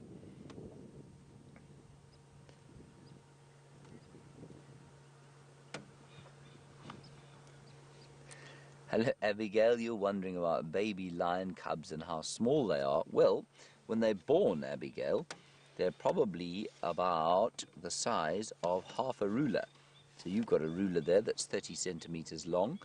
So a baby lion cub, when it's born, is probably about 15 centimeters, which are very, very small. But then by the time they reach 6 months old, they're probably bigger than, I don't know if you guys know what a Labrador is. It's a kind of a dog, like a big dog, probably about the size of a Labrador or an Alsatian dog.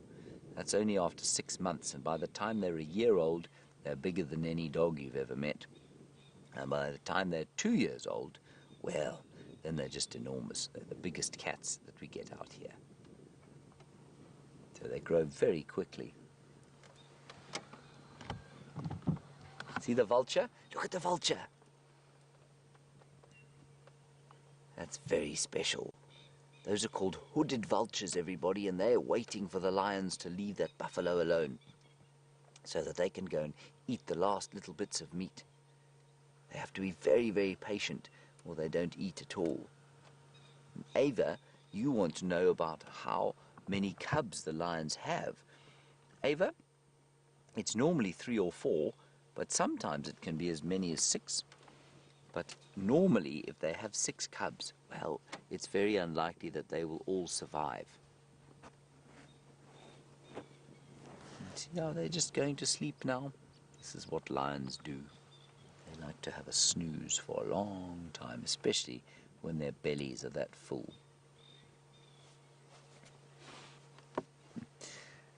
Amy, that's a very astute question from you. Let's move with them. Amy, you say, how many bird species have I seen this morning? Amy, I don't know. I don't think I've counted, but I can go through them quickly while we move the car. We've seen hornbills and starlings, and we've seen hoopoes, and we've seen babblers, and what else have we seen? We've seen 2 or 3 species of vulture. We've seen, what else? Franklins, we've seen doves.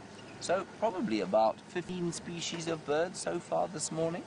But there are, you know how many birds there are found here? There are over 250 birds found in this area.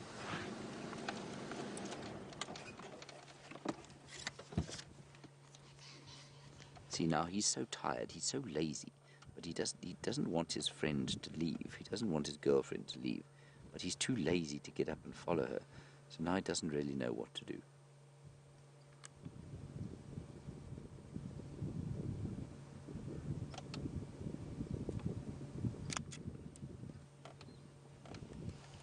He's a very good-looking fellow, isn't he?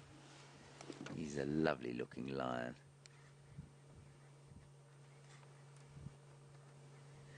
Kira, you say Byron made an impala sound, but you didn't hear it. And you want to know what an impala sounds like. An impala, when it's very, very scared, goes...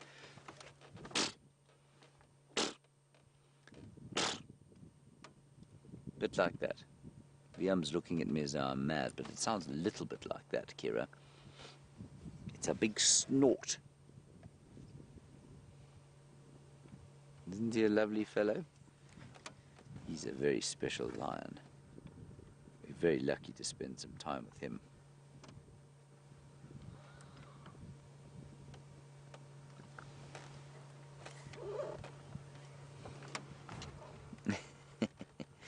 And Fatima, you're wondering about why lions eat so much. Well, they eat so much because they're so big. You know that your dad and your mum eat much more than you do, and that's because they're much bigger than you are. And this chap is more than twice the weight of your father, and so he eats much more than twice the weight that your father eats. Remember also, Fatima, they don't eat every day. Now watch him. See that? That's very special. What he's doing there is testing the air. I know it looks like he's cross, like he's growling, but he isn't. He's testing the urine that the female put there, and he's testing to see whether she wants to become a mummy lion again or not.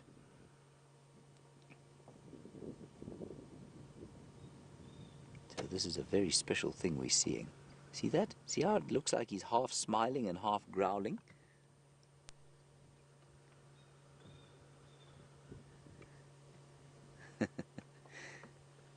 And I think he's going to follow this female. Let's go and see. There she is. Oh, he's such a fat-bellied fellow. He's had so much buffalo meat to eat, he doesn't know what to do with himself. We're so lucky to have this very special sighting while you guys are with us. You know, we don't always see cheetah and lion and leopard in one drive. That's very unusual.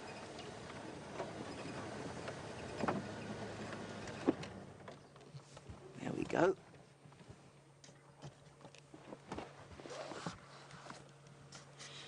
Hello, Pia. You want to know why birds called babblers are called babblers? Well, Pia, because they babble. They make a big noise. It sounds like they're having a conversation the whole time. They go...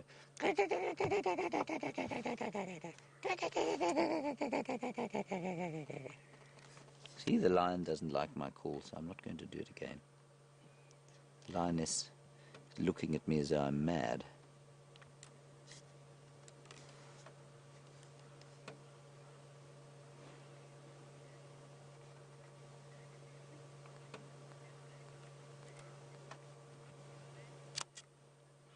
And Jamie, you went to Monte Casino Bird Park yesterday and you say you saw lots of birds of prey. Well, that's great. Did you see any vultures? We've got two wonderful vultures looking at us now. I wonder if you saw those vultures at the Bird of Prey Centre at Monte Casino. Those vultures, if I'm not mistaken, are called hooded vultures. We get 5 different kinds of vultures here, and that particular one is known as the hooded vulture. Here comes the lioness. She's moving again, turning around and going to sleep. Ugh, so tired. I'm just going to help somebody else get into the sighting, everybody. Ooh, look at the vultures coming in here. They're all eating something on the ground here. This is amazing. Let me move the car. I'm going to move it very slowly because the vultures might run away.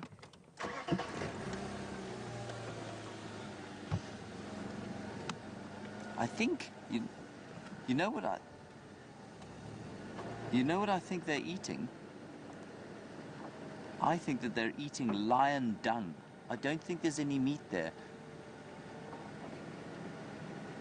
Yeah, they're flying off. They're just a little bit scared of the car. Huge, huge birds. So I think that they're eating lion dung.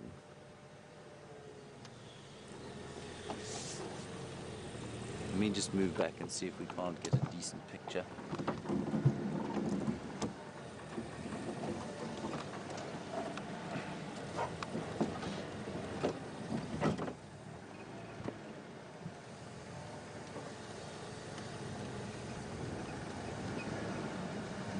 Yeah, you see, we can't get any closer than this, so I'm not going to try. Let's go back to the lions. And we can have a look at this big hooded vulture over here. There we go. Now that bird, everybody, you've all seen a hardy-dar, I'm sure, in your garden. You know what a hardy-dar is? That bird's about twice the size of a hardy-dar. Huge, huge bird. And he's got a very special beak. You see his beak is very thin and it's very sharp. And that very thin, sharp beak allows him to eat the bits and pieces of meat on a buffalo carcass that no other animal can get to.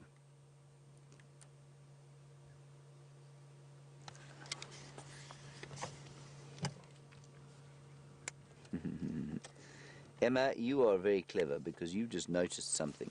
And you've noticed something about the vultures and the way they fly. And you say it seems to you that vultures are too big to fly and that it probably makes it a little bit difficult for them to fly being so big. Emma, they can fly very well, but what you've noticed is that they don't fly so well when they're close to the ground. It's difficult for them to take off in the same way that, you know, an aeroplane has to have a runway, it has to get some speed before it can take off. Well, vultures have a similar sort of a problem, and because they're so heavy.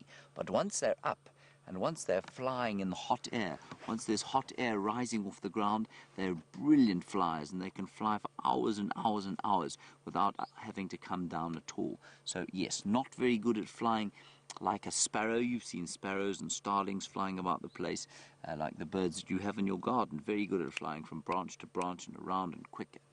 These chaps not so good at that, but once they get up in the air, they're really very good flyers indeed. Let's have a look at the lions again.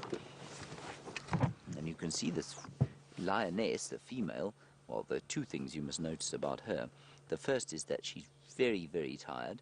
She's breathing very heavily. And the second is that her face is dirty. You see that?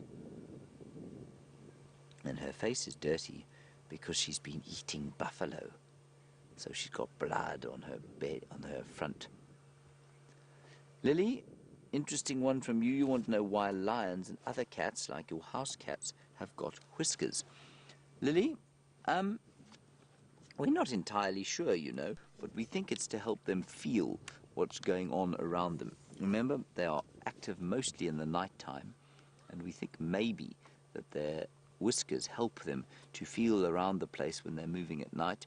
I'm not sure about that, though, so I'm going to say to you, Lily, that I don't really know why they have whiskers. And I know that might be a bit strange, but you know, we just don't know everything, especially me. So we don't really know why they have whiskers. Look at the big teeth there, huge teeth. And the next time you go home, and I don't know how many of you have cats and dogs at home, but if you look in your cat or your dog's mouth, you'll find the same arrangement of teeth. These ones are just much, much bigger. But very similar kind of teeth to the ones that you have.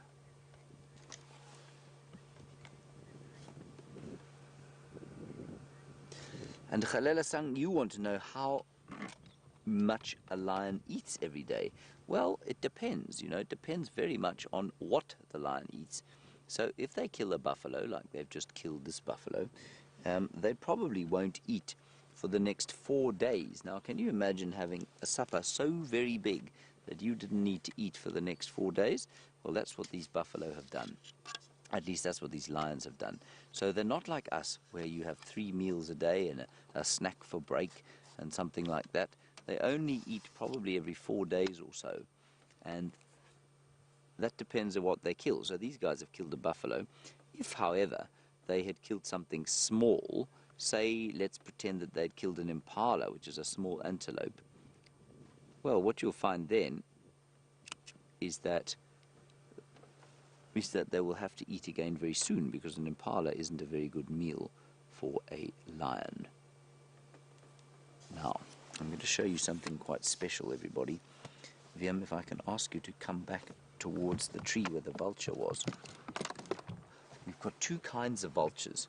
Well, we've got 5, but this one is a different one. This one is a very, very rare vulture, everybody. And I know it looks probably the same to you, but it isn't. It's a special vulture called a white-headed vulture. And it doesn't have a white head yet because it's still a young one. But you can see it's got a very red beak at the end of its beak. And it is a juvenile white-headed vulture. Now, it's a huge bird. It's very uncommon, and it's probably almost endangered. And you know how tall it is? If you pick up your ruler, if you've got one close by, that is almost 3 rulers tall. So if you put 3 rulers on top of each other, that's how big that huge bird is. Look at him flying. Wonderful to see. Just beautiful. So let's just have a quick look here. I'll just show you the 2 kinds of birds. So there is the white-backed vulture, and there is the hooded vulture. See that? And this one is much smaller. That's about 2 rulers tall. This chap is about 3 rulers tall. Huge, big, white-headed vulture. Beautiful. And Eva, you want to know if vultures ever kill things for themselves. There are 2 or 3 species that can, but don't very often. So the white-backed vulture, which is the most common vulture we get here, they sometimes kill for themselves. And also the lappet-faced vulture, which is a very, very big vulture, probably, say, 3.5 rulers tall. They sometimes kill on their own. Right, I think we should go back towards that carcass where the buffalo is and see if the other lionesses are still eating there. What do you think? Because these chaps, I think, are just going to go to sleep now, and it's starting to get hot. It's starting to get very hot indeed. So I'm just going to put on my sun hat. There we go. You'll hear a little bit of ruffling around at the sound. Sorry about that. But the sun hat is very necessary. You know that you have to wear a sun hat out here in the wild, because if you don't, well, you get very burned skin. All right, let's go back towards the other lions. We'll see also if we can spot some more vultures. We've had the white-backed vultures. I've definitely seen some here. Oh, and I know a lot of you are excited by birds. There's a bird called a purple roller. Isn't that nice? He was... Okay, let's see if we can go and see what the others are doing. She's so tired and so full that she can't really sleep. So she wants to sleep, but it's very difficult for her to sleep because her tummy is so full. Now, I don't know if any of you have ever eaten so much that you can hardly sleep. But if you think of the hugest meal you've ever had, imagine that times 2. And that's what the lion's eaten, and that's how she feels. She's so tired, but she's so full that she really doesn't even know how to sleep. It's probably how some of you feel after you've been to a birthday party. That's how she feels. All right, let's quickly move along and see if we can find the other kill. My friend Byron's got another bird to show you.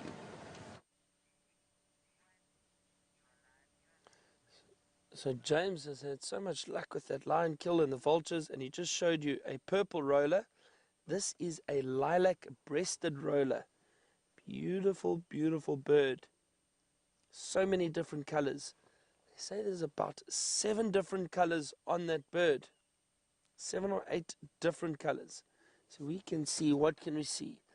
I think, why don't you, all the girls at Rodine, try and count there quickly and tell me how many colors you can see.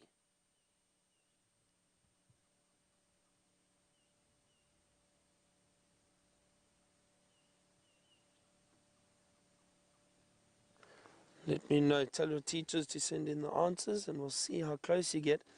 So our bird life this morning is really great. And Amy was the one who wanted to see a lot of birds. There's been so much going on with all the big animals, the elephant and the lions feeding on a buffalo. Very exciting. Looks like this roller's got something stuck on his beak. Possibly just a little bit of sand or mud.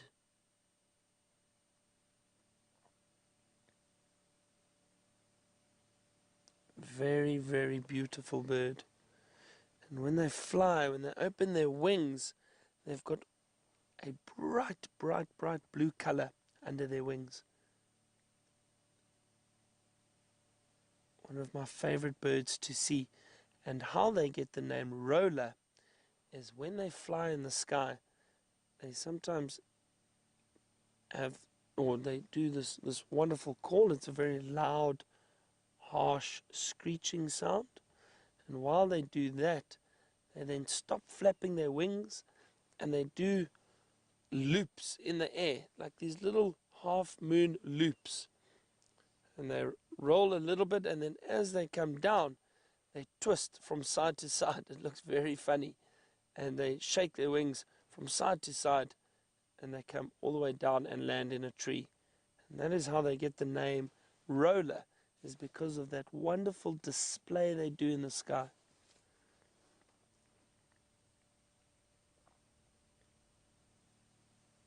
It's starting to warm up nicely. The sun is baking down on Brian and I, and we're becoming more and more relaxed out here. It was a bit cooler this morning, a bit cold. I hope all of you are warm in your classrooms.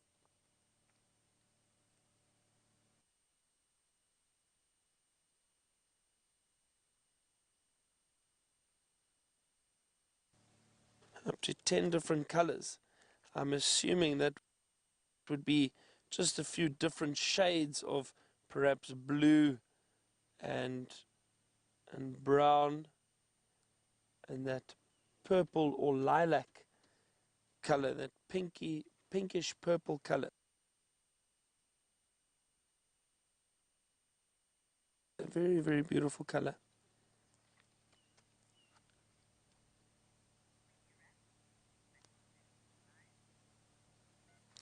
So glad he has sat there for a while, allowed us to watch him and view him.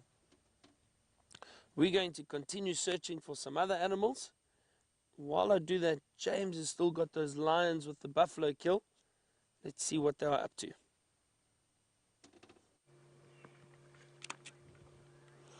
Now everybody, this is going to be a little bit disgusting, so you might want to hide your faces. We won't be here for very long. I just want to show you the two lionesses.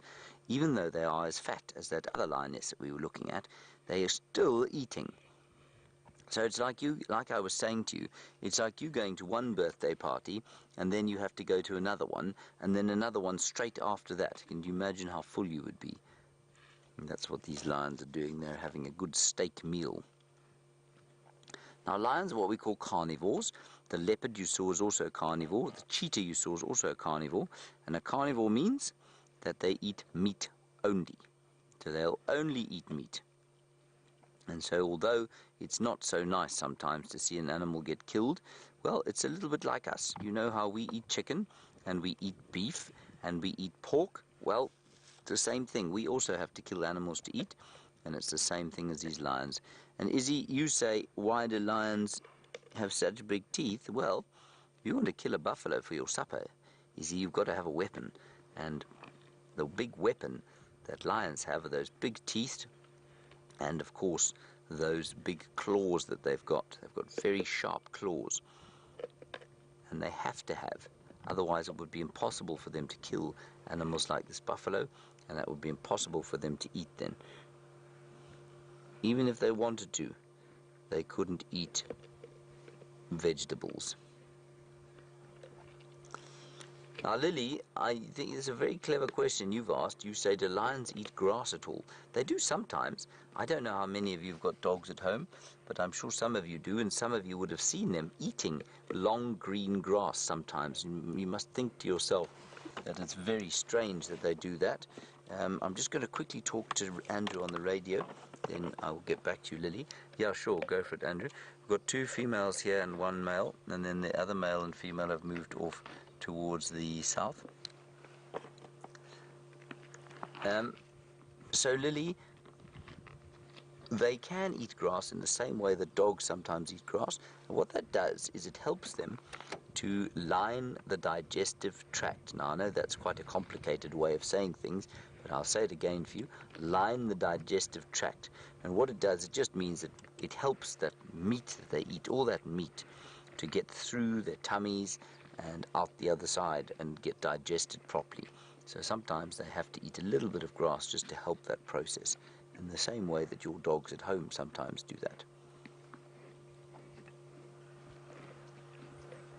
And Gail, you say you've lost your appetite. Well, that's good, Gail. Well, it's not necessarily good, but I tell you why this is important for us. Because you know what, people? When we go to shops as human beings and we buy meat in a packet, we often don't think about really where it comes from. Well, this is where it comes from. This is the kind of thing that we're eating, and it's just packed up nicely in a package. And it's a good idea sometimes just to give consideration to the animals that we do eat as human beings. I eat meat. I'm sure most of you eat meat. And it's a good idea just to give consideration to where those things come from. Right, I think I've had enough of seeing this stinky lions and the stinky food they're eating. But who of you would like to see an elephant? Look over there. Jamie, you want to know how big mummy lions are compared with daddy lions? A daddy lion is about 200 kilograms, Jamie. Oh, look at that bust. Wonderful vulture flying away there. And a mummy lion is about 120 kilograms. Now that is about, I'm just going to try and work it out the same as you.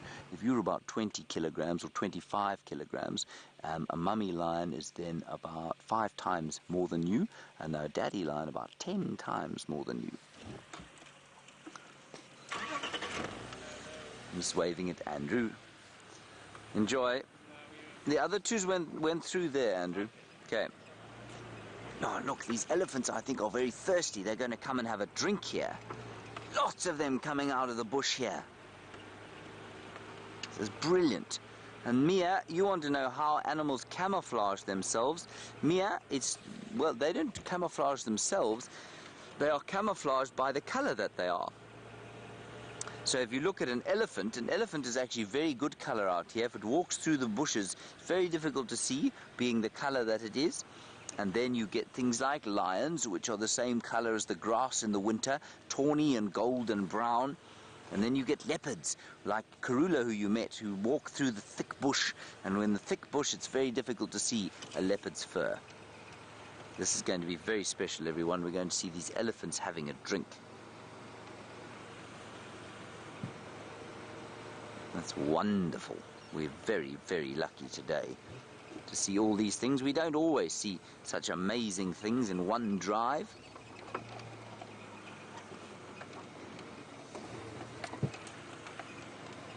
There we go. Let's just get into a position where we can watch them nicely. That's beautiful. Look at that. What a wonderful sighting we have. We're so lucky. They're all thirsty.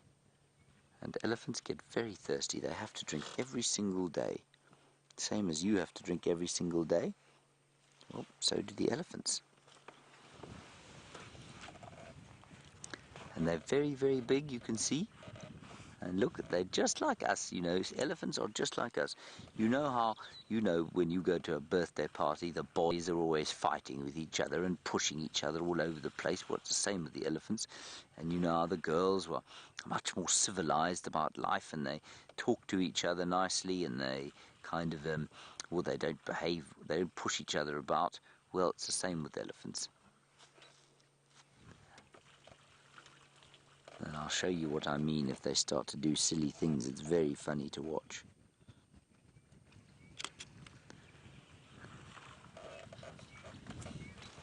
Look at that one there, trying to climb up the bank. That's a young bull. It's a young male. He's just playing. He's not actually stuck. He's just playing because he's being silly. Isn't that funny?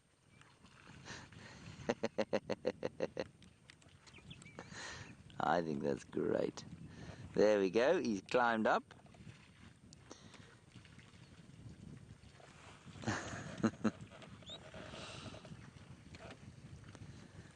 Beautiful sighting of elephants having a lovely drink. And it's quite hot. It's not very hot, everybody.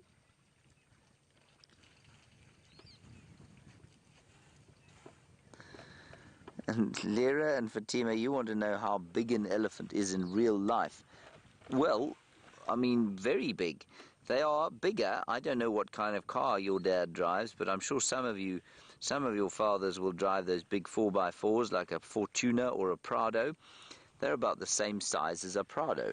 So that's a huge, huge animal, like a Land Cruiser, bigger than a Land Cruiser. And you know, an elephant is so strong that if it wanted to, it could turn one of those huge Land Cruisers or Fortunas over, push it over onto its side. And that's how big they are. They weigh 6,000 kilograms. A big male elephant weighs 6,000 kilograms. You know how heavy that is? Oh, and we've got zebras running around here. Oh, it's just wonderful. Look at that.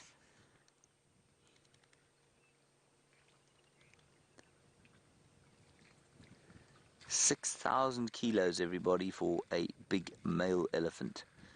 Now, let's pretend that you will weigh 25 kilos or so. 4 of you per 100 kilograms. That makes 40 of you per 1,000 kilograms. Which means that if you multiply that by 6 times 40 is what? Does anybody know? That means that there would be 240 little Rodine girl grade 1s in one big elephant bull. Isn't that amazing? 240 of you. So that's how big they are. And Izzy, the baby elephant, which is the smallest one we have here. You want to know how big that one is. There are a couple there in that group there. There we go. The one just disappearing. That one is probably about 1.5 meters tall. So that's about 5 rulers tall. Isn't that impressive? 5 rulers tall, and probably weighs about 250, no more, about 400 kilograms. So if we do our little analogy again, that is roughly the same as 16 of you. So though your whole class just about could fit into that tiny little elephant. Now look at the zebra, they want to come and have a drink, but they're a bit scared of the elephants because the elephants are so very big. Look at them running around. And Pia, you want to know how much water the elephants drink. Pia, a big bull elephant, if you can believe it, drinks more than 150 litres of water in one day. 150 litres of water. That's 150 milk bottles. Now, why do you think these zebra are running around like this? Why do you think they would be nervous? What would make elephants, at least, what would make zebra nervous? Think about where we've just come from. They can smell the lions. That's where they're looking. They're looking straight towards the lions. They can see all the vultures in the trees. They can probably smell the buffalo meat. And so they're very nervous. They know that the lions are around. There we are. The buffaloes are just down there, or the lions are just down there. And Lily, you're wondering about elephants and their tusks. They're not horns, Lily. They're teeth. So if you tap the two there, look at the lion moving. Those zebra can see that lion. But he's too far away for them, much too far away, and they're not hungry anymore, so the lions will not attack the zebras. Lily, the front of an elephant is tusks. Now, if you all open your mouth and tap your front teeth, like I'm doing. So these two teeth here, those two there, the same ones that Bugs Bunny's got, those are what tusks are. They're the same teeth, and what they do is they just grow all the way out, like that, out of the elephant's mouth. Now, why do you think a zebra would run towards the lions? I'll tell you why. They run towards them so that they know exactly where they are. They don't want the lions to hide from them in the bushes here and be able to sneak up on them. They want to know exactly where the lions are. This is very, very interesting, you know. We've got zebras and vultures and lions and elephants disappearing. Adrian, you want to know what elephants eat when they're born? Same thing you ate when you were born, Adrian. They eat milk. They suckle from their mums. They are mammals in the same way that you are a mammal. And so they drink milk from their mothers. And then when they're about a year or 2 years old, then they finish drinking milk and they eventually will start to eat grass. But they can suckle from their mothers up to 4 years, so much longer than human beings will suckle from their mothers. There they go, just down the hill there. We're not going to follow them, we're going to let them go gently down into the woodland. What a very special, lucky time we've had. Okay, let's go down back towards where the vultures are and see what we can see there. I think we'll just leave the elephants there. Gail, you want to know how an elephant breathes. Gail, how do you breathe? How do you breathe? Where do you get the air from? Through your nose and through your mouth. Same way that an elephant does it. Their trunks, there's a big nose, that's what that big trunk is. They can breathe through that. Otherwise, they can breathe through their mouths as well. And that's how they get their air. Same as all mammals. Some mammals can't breathe through their mouths, they can only breathe through their noses. And those zebra apparently are a good example of a mammal that is unable to breathe through the mouth. They can only breathe through the nose. And I know that some of you will ride horses, and you know that horses are the same. Okay, everybody, I believe you've got to go back to your schooling day. And thank you very much for coming on safari with Liam and I, and with Byron. Now, Byron's tracking at the moment, and I hope you have a wonderful rest of your day. And remember, I hope that you will come and visit this area one day and tell your parents you want to come to the Kruger Park and see these incredible animals for yourself. We'll say goodbye to you as you look at that vulture. Have a great day.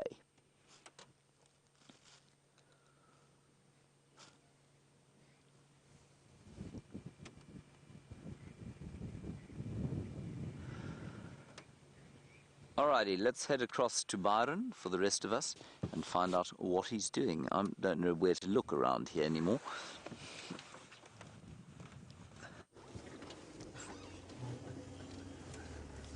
James has had all the luck this morning. We were lucky to see Karula and her cubs, but it sounds like everything's just happening around James at the moment. It's amazing. It's very, very wonderful. I'm so happy for him. And for all of you to be able to see it. Brian and I have just seen fresh male leopard tracks, trying to work out which direction they go. They head straight towards the camp. So I'm having a good look around this area. I'd love to see a big male leopard.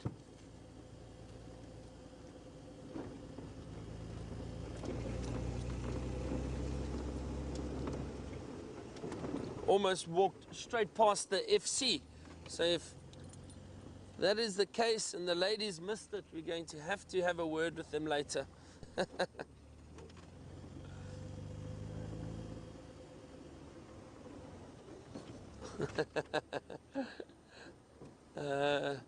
Just have a look here now. Where did we last see these tracks?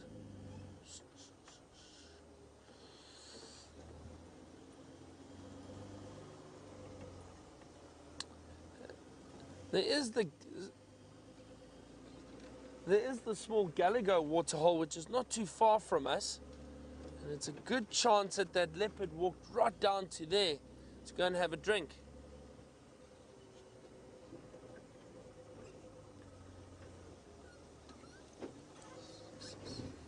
Let's just have a look. Love to be able to show you this male leopard track. See if I can find a clear one.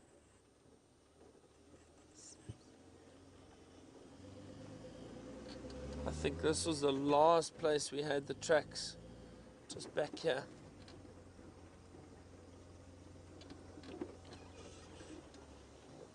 Yeah. Let me see if I can show you clearly. Is that good? All right. Give me a second. Let me get out and I will circle the track for you and show you exactly. Brian can tell me. Let me just get a little stick. It's nice to circle with the stick.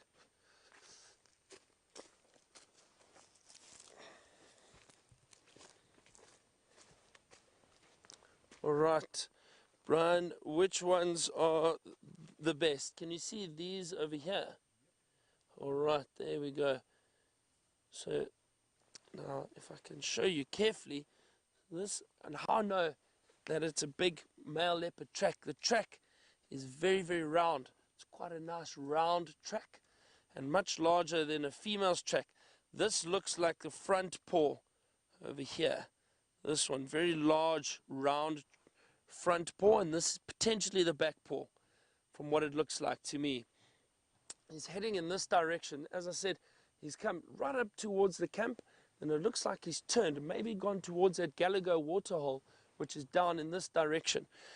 Now, with the leopard track, you can see a very clear W at the back. Now, the big cats, the lion and the leopard, have got these clear 3 lobes at the back of the track. So the palm of the track, and then 1, 2, 3, 4 toes. I've lost your audio. Oh dear.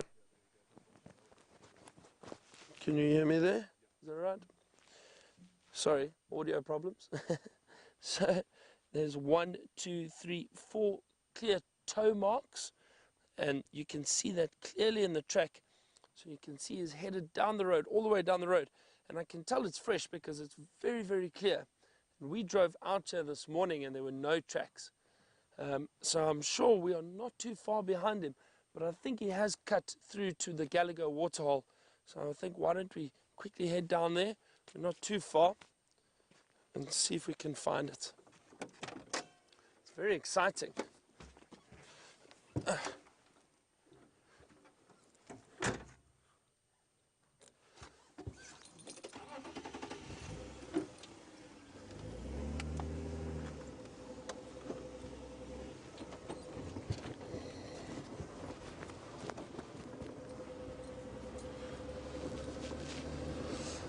It's a lovely morning. The temperature's warmed up wonderfully. It's going to be a really, really great day. Another great day. And what a morning we've had. We've had so much activity. We've been lucky for the last 2 days. It's really been fantastic.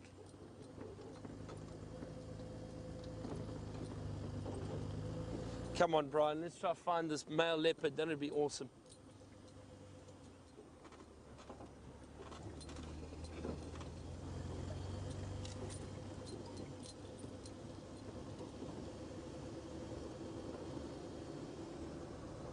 So Marianne has asked us, occasionally when she watches on the Zoom camera, she can see mosquitoes on the leopards, and she would like to know, do they get malaria?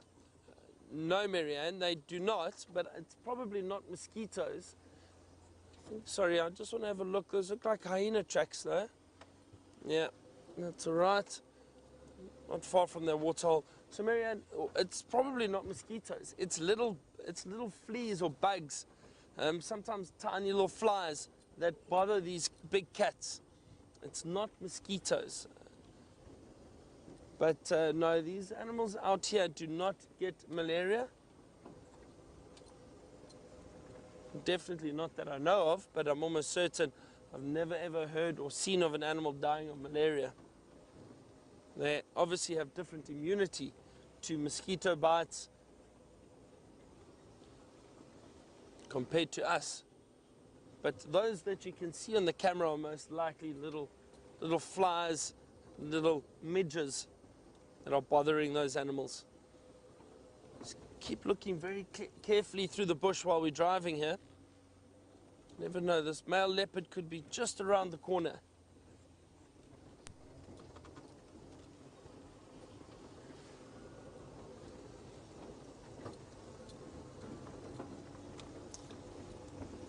While I'm searching this area, James has got some more interesting birds to show you.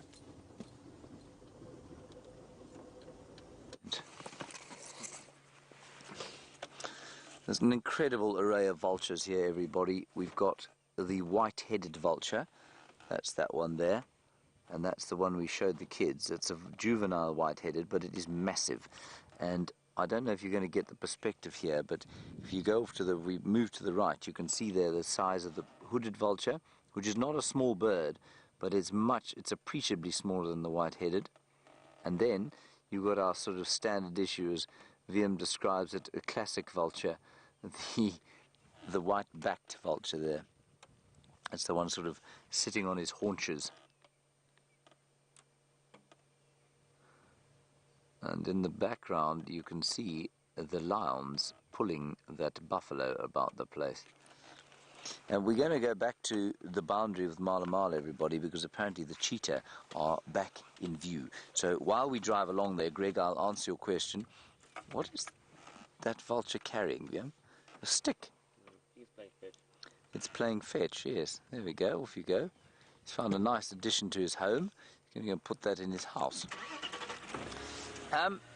Greg, the wingspan of the white-backed vulture, if I'm not mistaken, is about 2 meters. That's about 7.5 to 8 feet. I will just check that up for you. The biggest... No, they are. Look at that, 3 different species. Oh no, 2 different species. The white-backed sitting with the white-headed.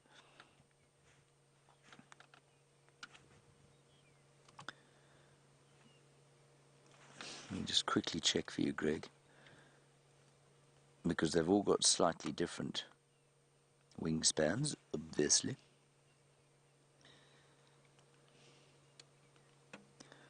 So the white-backed has a wingspan of 2.2 meters, so that's about, yeah, that's about 8 feet. No, 7.5 feet. Then I think the biggest one is the Cape vulture. And the Cape vulture has a wingspan of 2.5 meters. So what's that in feet? 2.5 meters is about 6 foot 2 plus another 30 or so. Now that's about 7.5 feet. 2.5 meters, 7.5 feet. So the whiteback that you're looking at there is, well, now you're looking at a hooded. That's probably got a wingspan of about 6 feet.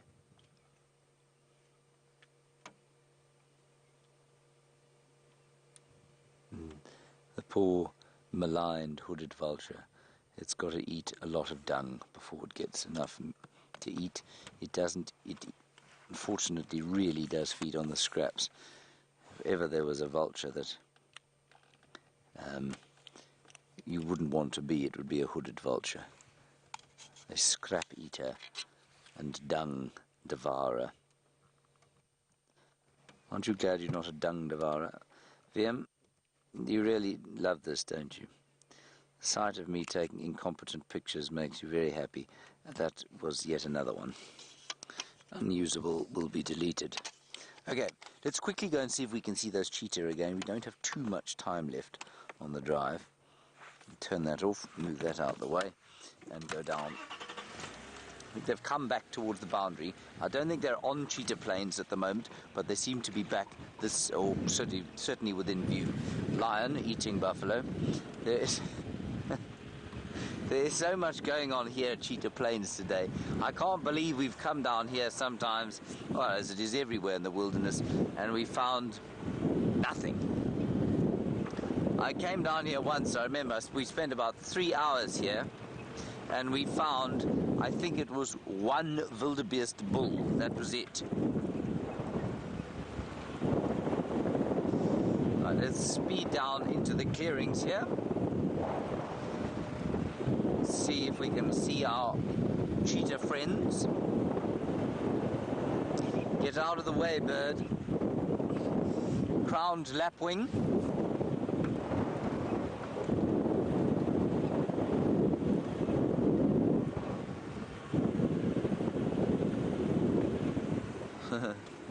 Hello, Susan in New York. What a lovely question. You say, you say, have I ever had the sense that some of the animals in the park here individually recognize us individually? Susan, I have, but I don't know that if I'm being...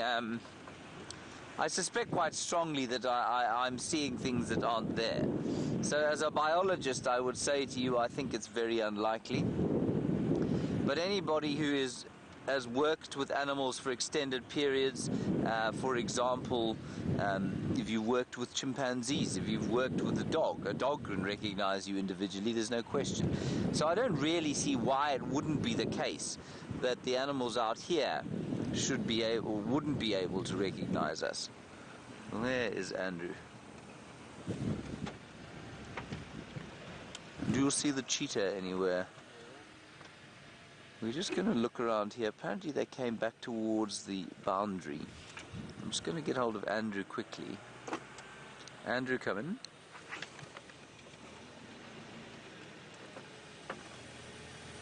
Because the air didn't see them.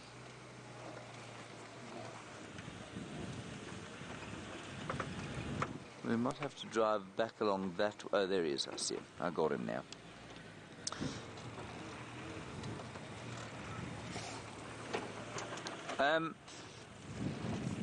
So, do elephants recognize us individually?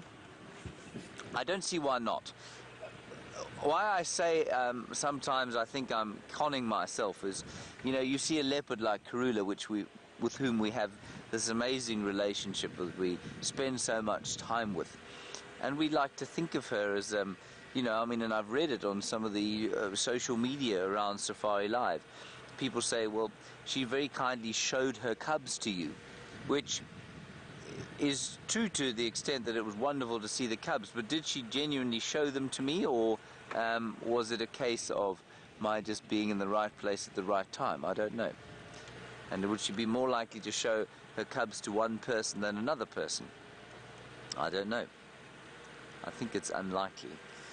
Now, I'm not sure what kind of a view we're going to have of these cheetah. There are two Mala vehicles in the sighting. We'll just wave fondly at them. It's not going to be a great sighting. It would have been better with the other camera, I'm afraid. We'll just have a quick look and then we'll start heading back towards Djuma.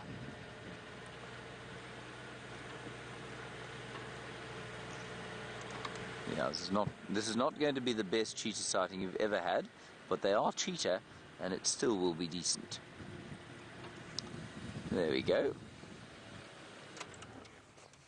Very nice.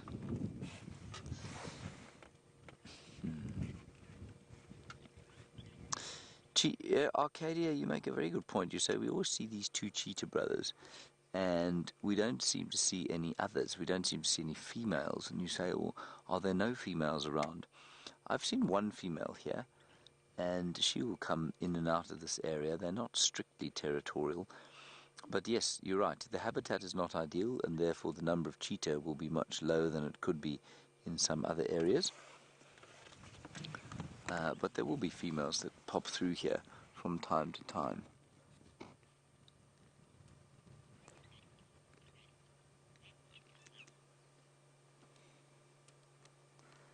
There's a herd of wildebeest also grazing peacefully in Mala, enjoying the warmth of the morning now.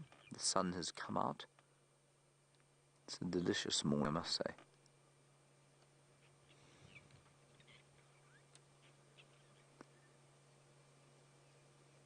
Now, Mala, in case you don't know, is one of the original private ecotourism operations of the Sabi Sands, together with Londolozi and I think probably Lion Sands to the south. They really did pioneer ecotourism in this area, this private ecotourism that has sustained the Sabi Sand and created almost an entire industry out here, provides countless jobs, has protected any number of hectares of land, and provided a safe haven for animals like those two cheetah that you're looking at now.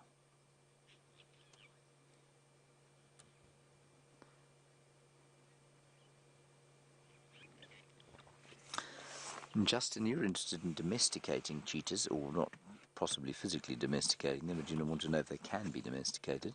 Justin, they can be. Apparently, I don't think it's easy, but they can be domesticated, and they have been, certainly. And I know that throughout history there have been various sort of domineering fellows of history, like Genghis Khan, for example. Apparently he had a stable of cheetah that he used to use as hunting dogs. So yes, they most certainly can be domesticated. They don't breed well in captivity, though. Apparently they're very shy about breeding in captivity, and so they're not necessarily the best candidates for conservation in captivity. All right, everybody, that's the cheetah. I don't think we're going to sit with them any longer. We're going to make our way back towards Djuma slowly, and maybe we'll be very lucky on the way there. Maybe Nkanyeni will pop out. And many lion tracks up and down this road, I suspect, from those lions that we saw there. Now, those of you who are regular viewers, would you kindly give some thought to which lions those were? We think they were two Birmingham boys, but we don't know. That wasn't very friendly. He didn't wave at me at all, but his guests are waving at me. And that's funny. And I don't know which three females those were. Somebody, Andres from Chitwa said he thought they were the Talamati Pride. Very far south for the Talamati Pride to be. So I don't know who they were. Fascinating stuff. Okay, let's head across to Byron, get an update from him. We'll see you back at Djuma.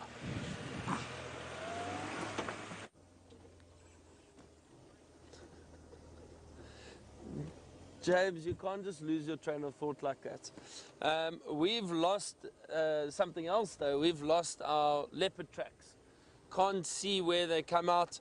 They headed straight past camp. So, not sure if it's in the block just between the camp and the waterhole. We did go and check Gallagher waterhole or pan, but no luck, no sign anywhere around there. That's how it happens sometimes. I'm sure he's in there somewhere. We're right back in the area where, sorry, something in my eye. Right back in the area where Karula was yesterday with that Dacre kill. So I wonder if he doesn't pick up on the scent that she was around and maybe just came to have a look and investigate. Because he came straight into this direction, into this area, but no sign of him anywhere. But male leopards have the ability to hide extremely well. Some giraffe tracks and dung around here. See if we don't find a giraffe, perhaps.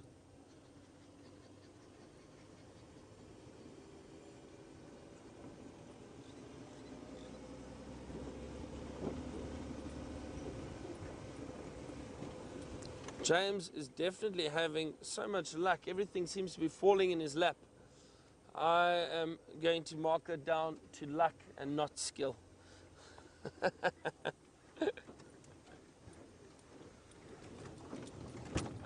See what he has to say about that later.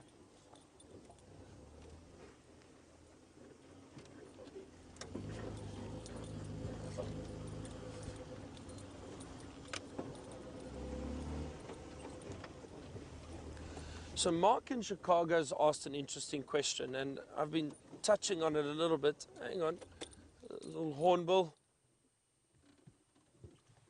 Just sitting off to the right, red-billed hornbill. Look at that beautiful bird.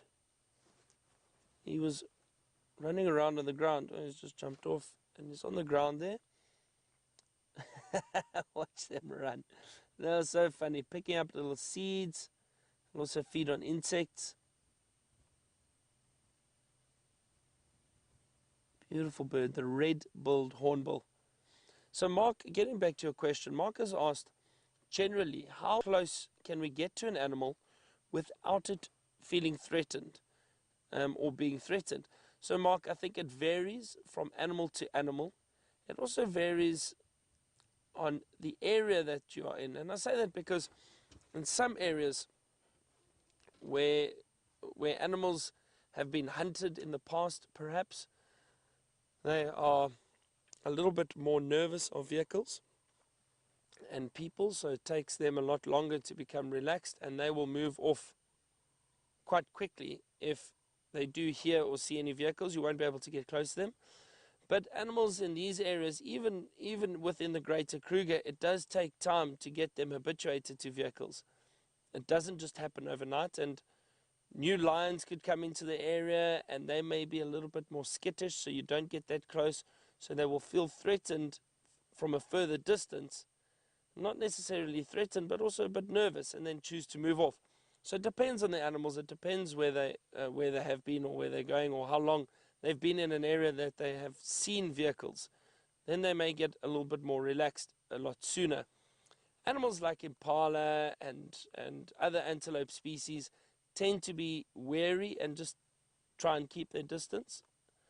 But like you saw this morning, we had that beautiful female leopard. We got really close to her and she got up and moved off right past the vehicle, and she was not fazed by us at all. But she's a 12, 13-year-old leopard that's very comfortable with the vehicle. She's been viewed for many years. So she knows that we are no threat or danger. And that is the key. It's just to make sure that these animals know there's no threat or danger. And if they feel comfortable with that, then you find you can get a lot closer to them than usual.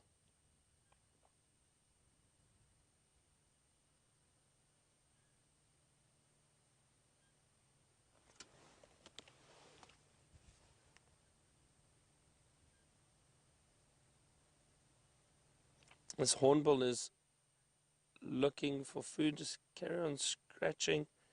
It's incredible.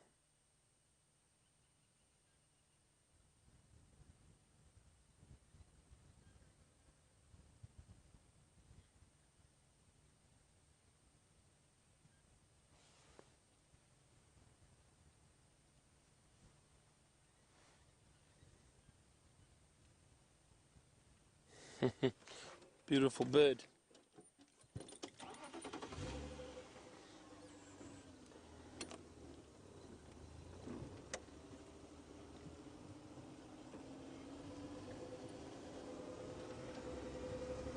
This is the area we had those big male lions last night. They were lying down right here and had that beautiful roar for us at the end of the show yesterday. What a way to end. We were so lucky. We sat there for a long time and we waited and waited and waited. And our patience paid off. We got to hear them roar.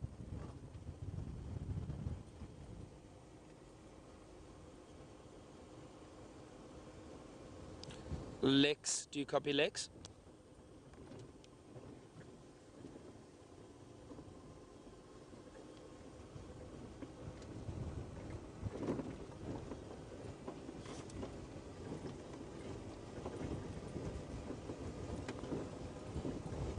Oh, there's a large bird of prey flying above us. You see, perhaps Brian can get it for you. You see that, Brian? Looks like a vulture, and it is a vulture, and it looks like and is a white-backed vulture. It is a white-backed vulture. So often people see vultures flying around, and they think, oh, there must be a kill. There's got to be a kill. That's not always the case. So if you, just to give you a bit of perspective of where it's flying, but it's drifting quite a bit from where I first saw it to where it is now.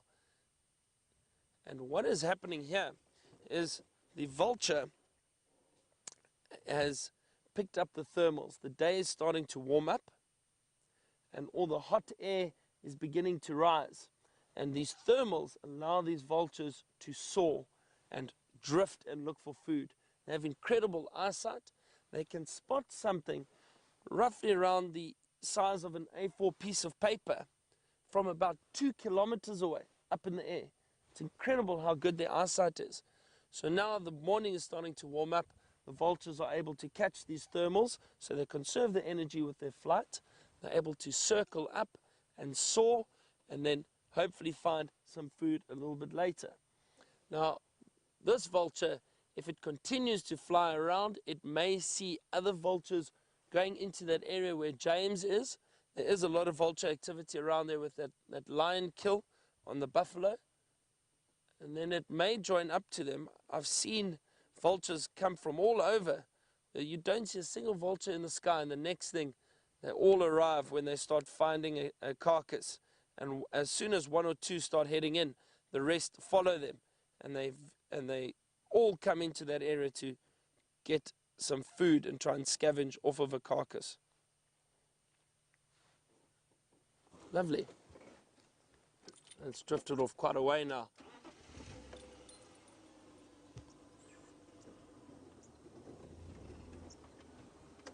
Speaking about James and the carcass that he saw this morning, let's get an update from him and see what he is up to.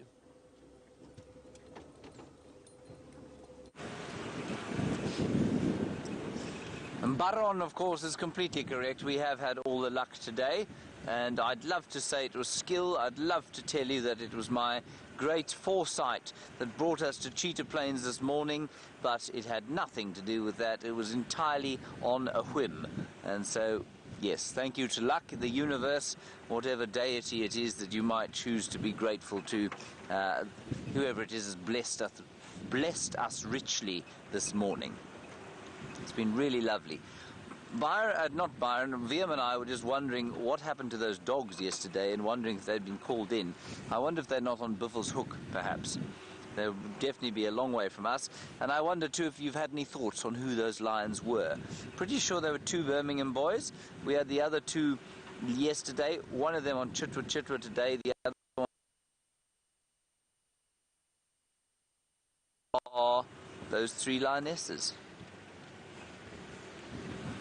There were 3 of them that killed a buffalo the other day on, well, 3 lionesses killed a buffalo about 5 days ago, on, maybe they're the same ones.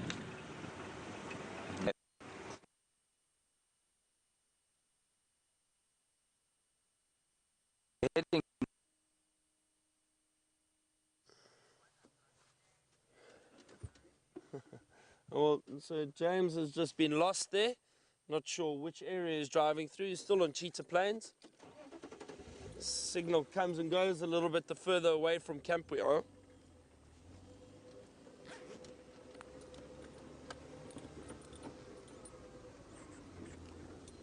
Luckily, there are two of us. So if one does go down, the other one is always around.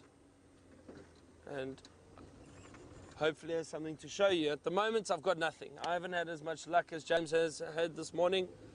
But it happens like, I say that. But you know what? We were very lucky this morning. We got to see a female leopard and her 2 cubs. That's incredibly lucky. So we must never take our sightings for granted. It's really nice just cruising through the bush now, seeing what we can bump into. You never know. There's signs of elephant around, but I haven't. We saw some earlier, but just as we got those leopard tracks, Brian and I thought, you know what, these leopard tracks are fresh. Let's try and follow them, and I do believe they are fresh. They're definitely from this morning, but unfortunately it's moved into an area that was quite thick, a lot of drainage lines. I'm not too sure. We thought he went to the waterhole, but didn't see anything coming out. I looked around, no sign of him drinking, so I'm not too sure where that male leopard is hiding.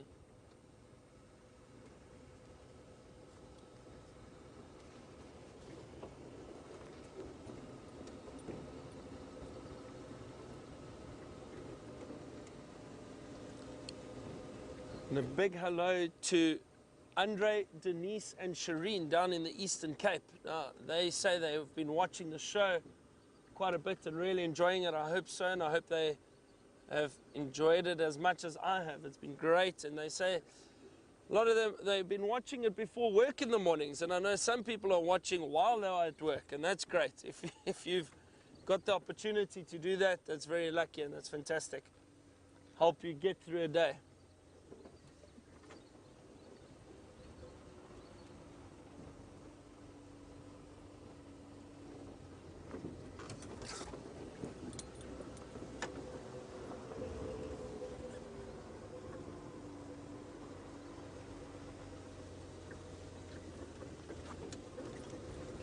So Bud in North Carolina has asked us, as the dry season continues and begins to worsen, what other animals are we able or likely to see show up on the plains of Arethusa or Djuma or Cheetah Plains? So, Bud, the best way to describe it, and let me just stop in the shade so I can explain it nicely to you, but these areas, the animals are here throughout the year, so they're constantly moving around. It doesn't matter whether it's summer or winter. The only real difference is in summer, the bush is a lot thicker. It's very lush, it's very green, because summer is our rainfall season. So we tend to get a lot more rainfall and everything grows, and it's very, very beautiful. The winter, all that happens is the bush begins to thin out slightly. So it might be easier to spot some of the animals. We don't have migrations in southern Africa. So the animals are always around. There's always a little bit of water, enough to get them through, hopefully, through the dry season. So you're not going to necessarily see different animals just showing up because it's a drier season or because it's a summer season. The only thing that will change is the bird life. And the reason for that is in summer we have a lot more rainfall and it's a lot warmer. So you get birds from northern Africa or Europe migrating south and enjoying the summertime down here with us. And then in our winter, they migrate north again, back to North Central Africa or some up to Europe. So those birds, sorry, I've got flies buzzing around. Those birds would change, the bird species and that. But in terms of animal movements, the animals are always around here. These areas, they do not move out in and out completely. So you're not going to see different animals at different times of the year. It might just be easier to spot some of the animals in winter because it is a little bit more open.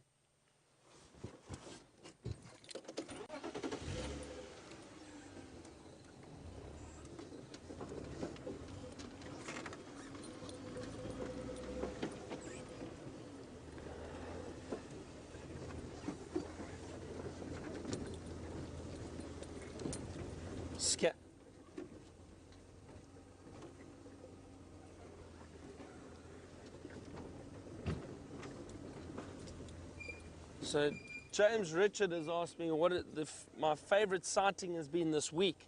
What have I enjoyed the most, and what else I would like to still see before I leave Safari Live. And James Richard, I'm trying to think now. I mean,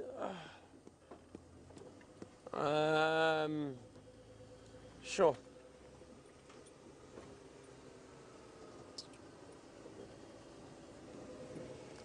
It's always wonderful to see lions and hear them roar so close to the vehicle. I really enjoyed last night.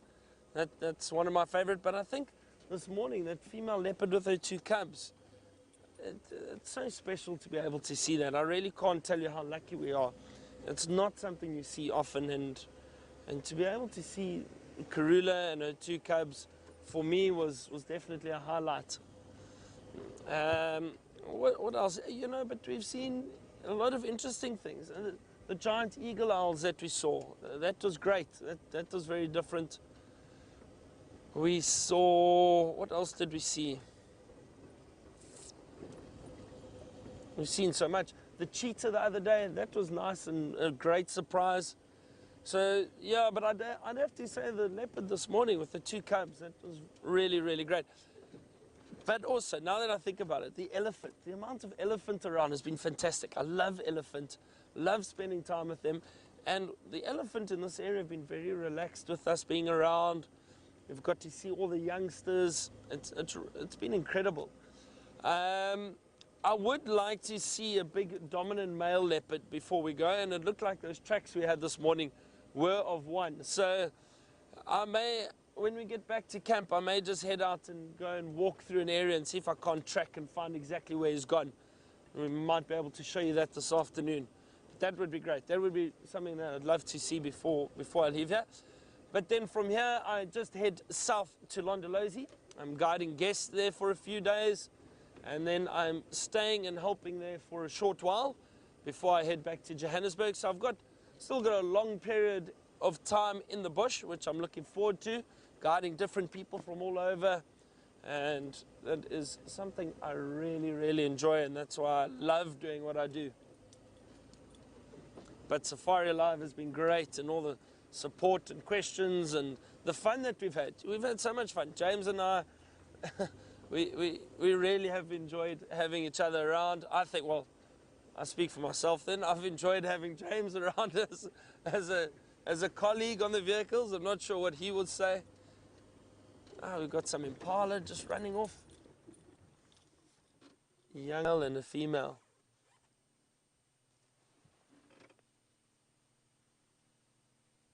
Beautiful antelope. Almost like they tiptoe through the bush. Wonderful to see them. And this morning the impala helped us find Karula. They were the ones that were alarm calling and alerted us to which area she was in. We didn't have an idea. We were looking around, trying to see if we can't find any sign of her or tracks of her, and we didn't have any luck until they started alarm calling. And that's how we found her this morning.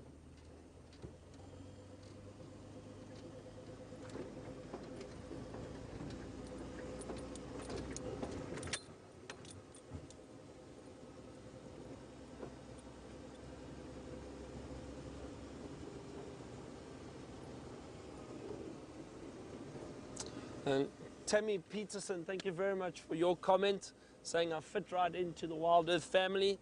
I hope so. It's been great, and it's really fantastic to be able to come out and help for a short while the other guides get a bit of a break. And I'm sure I will be back in the future.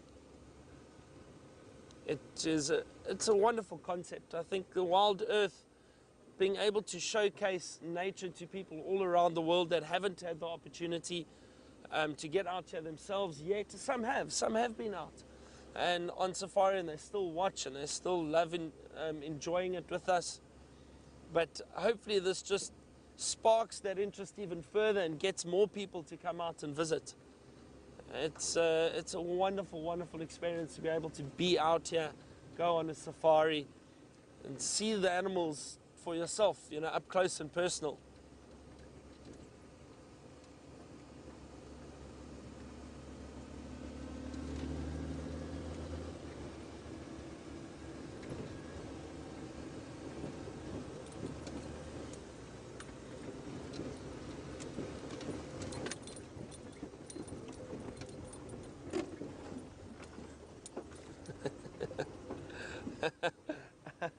Aqua has asked, do I have 2 or 3 drives left with you?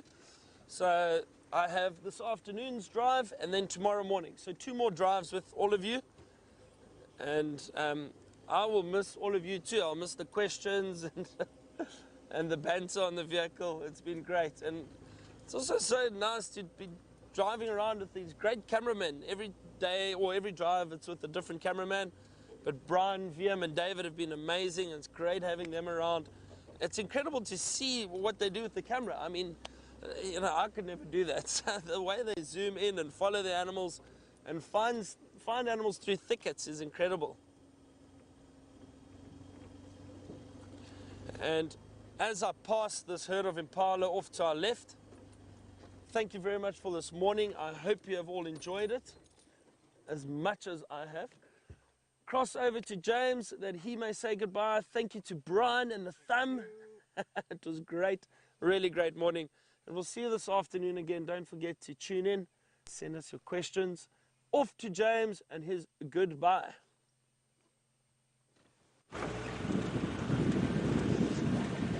What's he going to say when it's actually his last drive? I mean, goodness gracious me. I'm very glad he's had a good time here and is continuing to have a good time here and will continue to do so for the next 2 drives. It has been great fun having Byron here. I will get on to that actually on his last drive, though not now. We're back on Djuma. We drove here at great speed. One, because we didn't have signal, and secondly, because VM and I are now desperately hungry, aren't we, VM? And I think it's a fry-up today, isn't it? Yes. Just depends how much there is left. The shopping trip arrives today, everyone. We might be on to bland cereals this morning with 1 or 2 pieces of stale bread and maybe a bit of water heated. We could fry the cereal.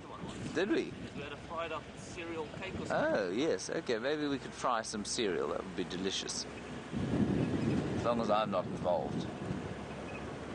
I'm the world's worst wildlife photographer, but I'm pretty close to being the world's worst cook as well. In fact, I'm a worse cook than I am photographer, and that really does say something.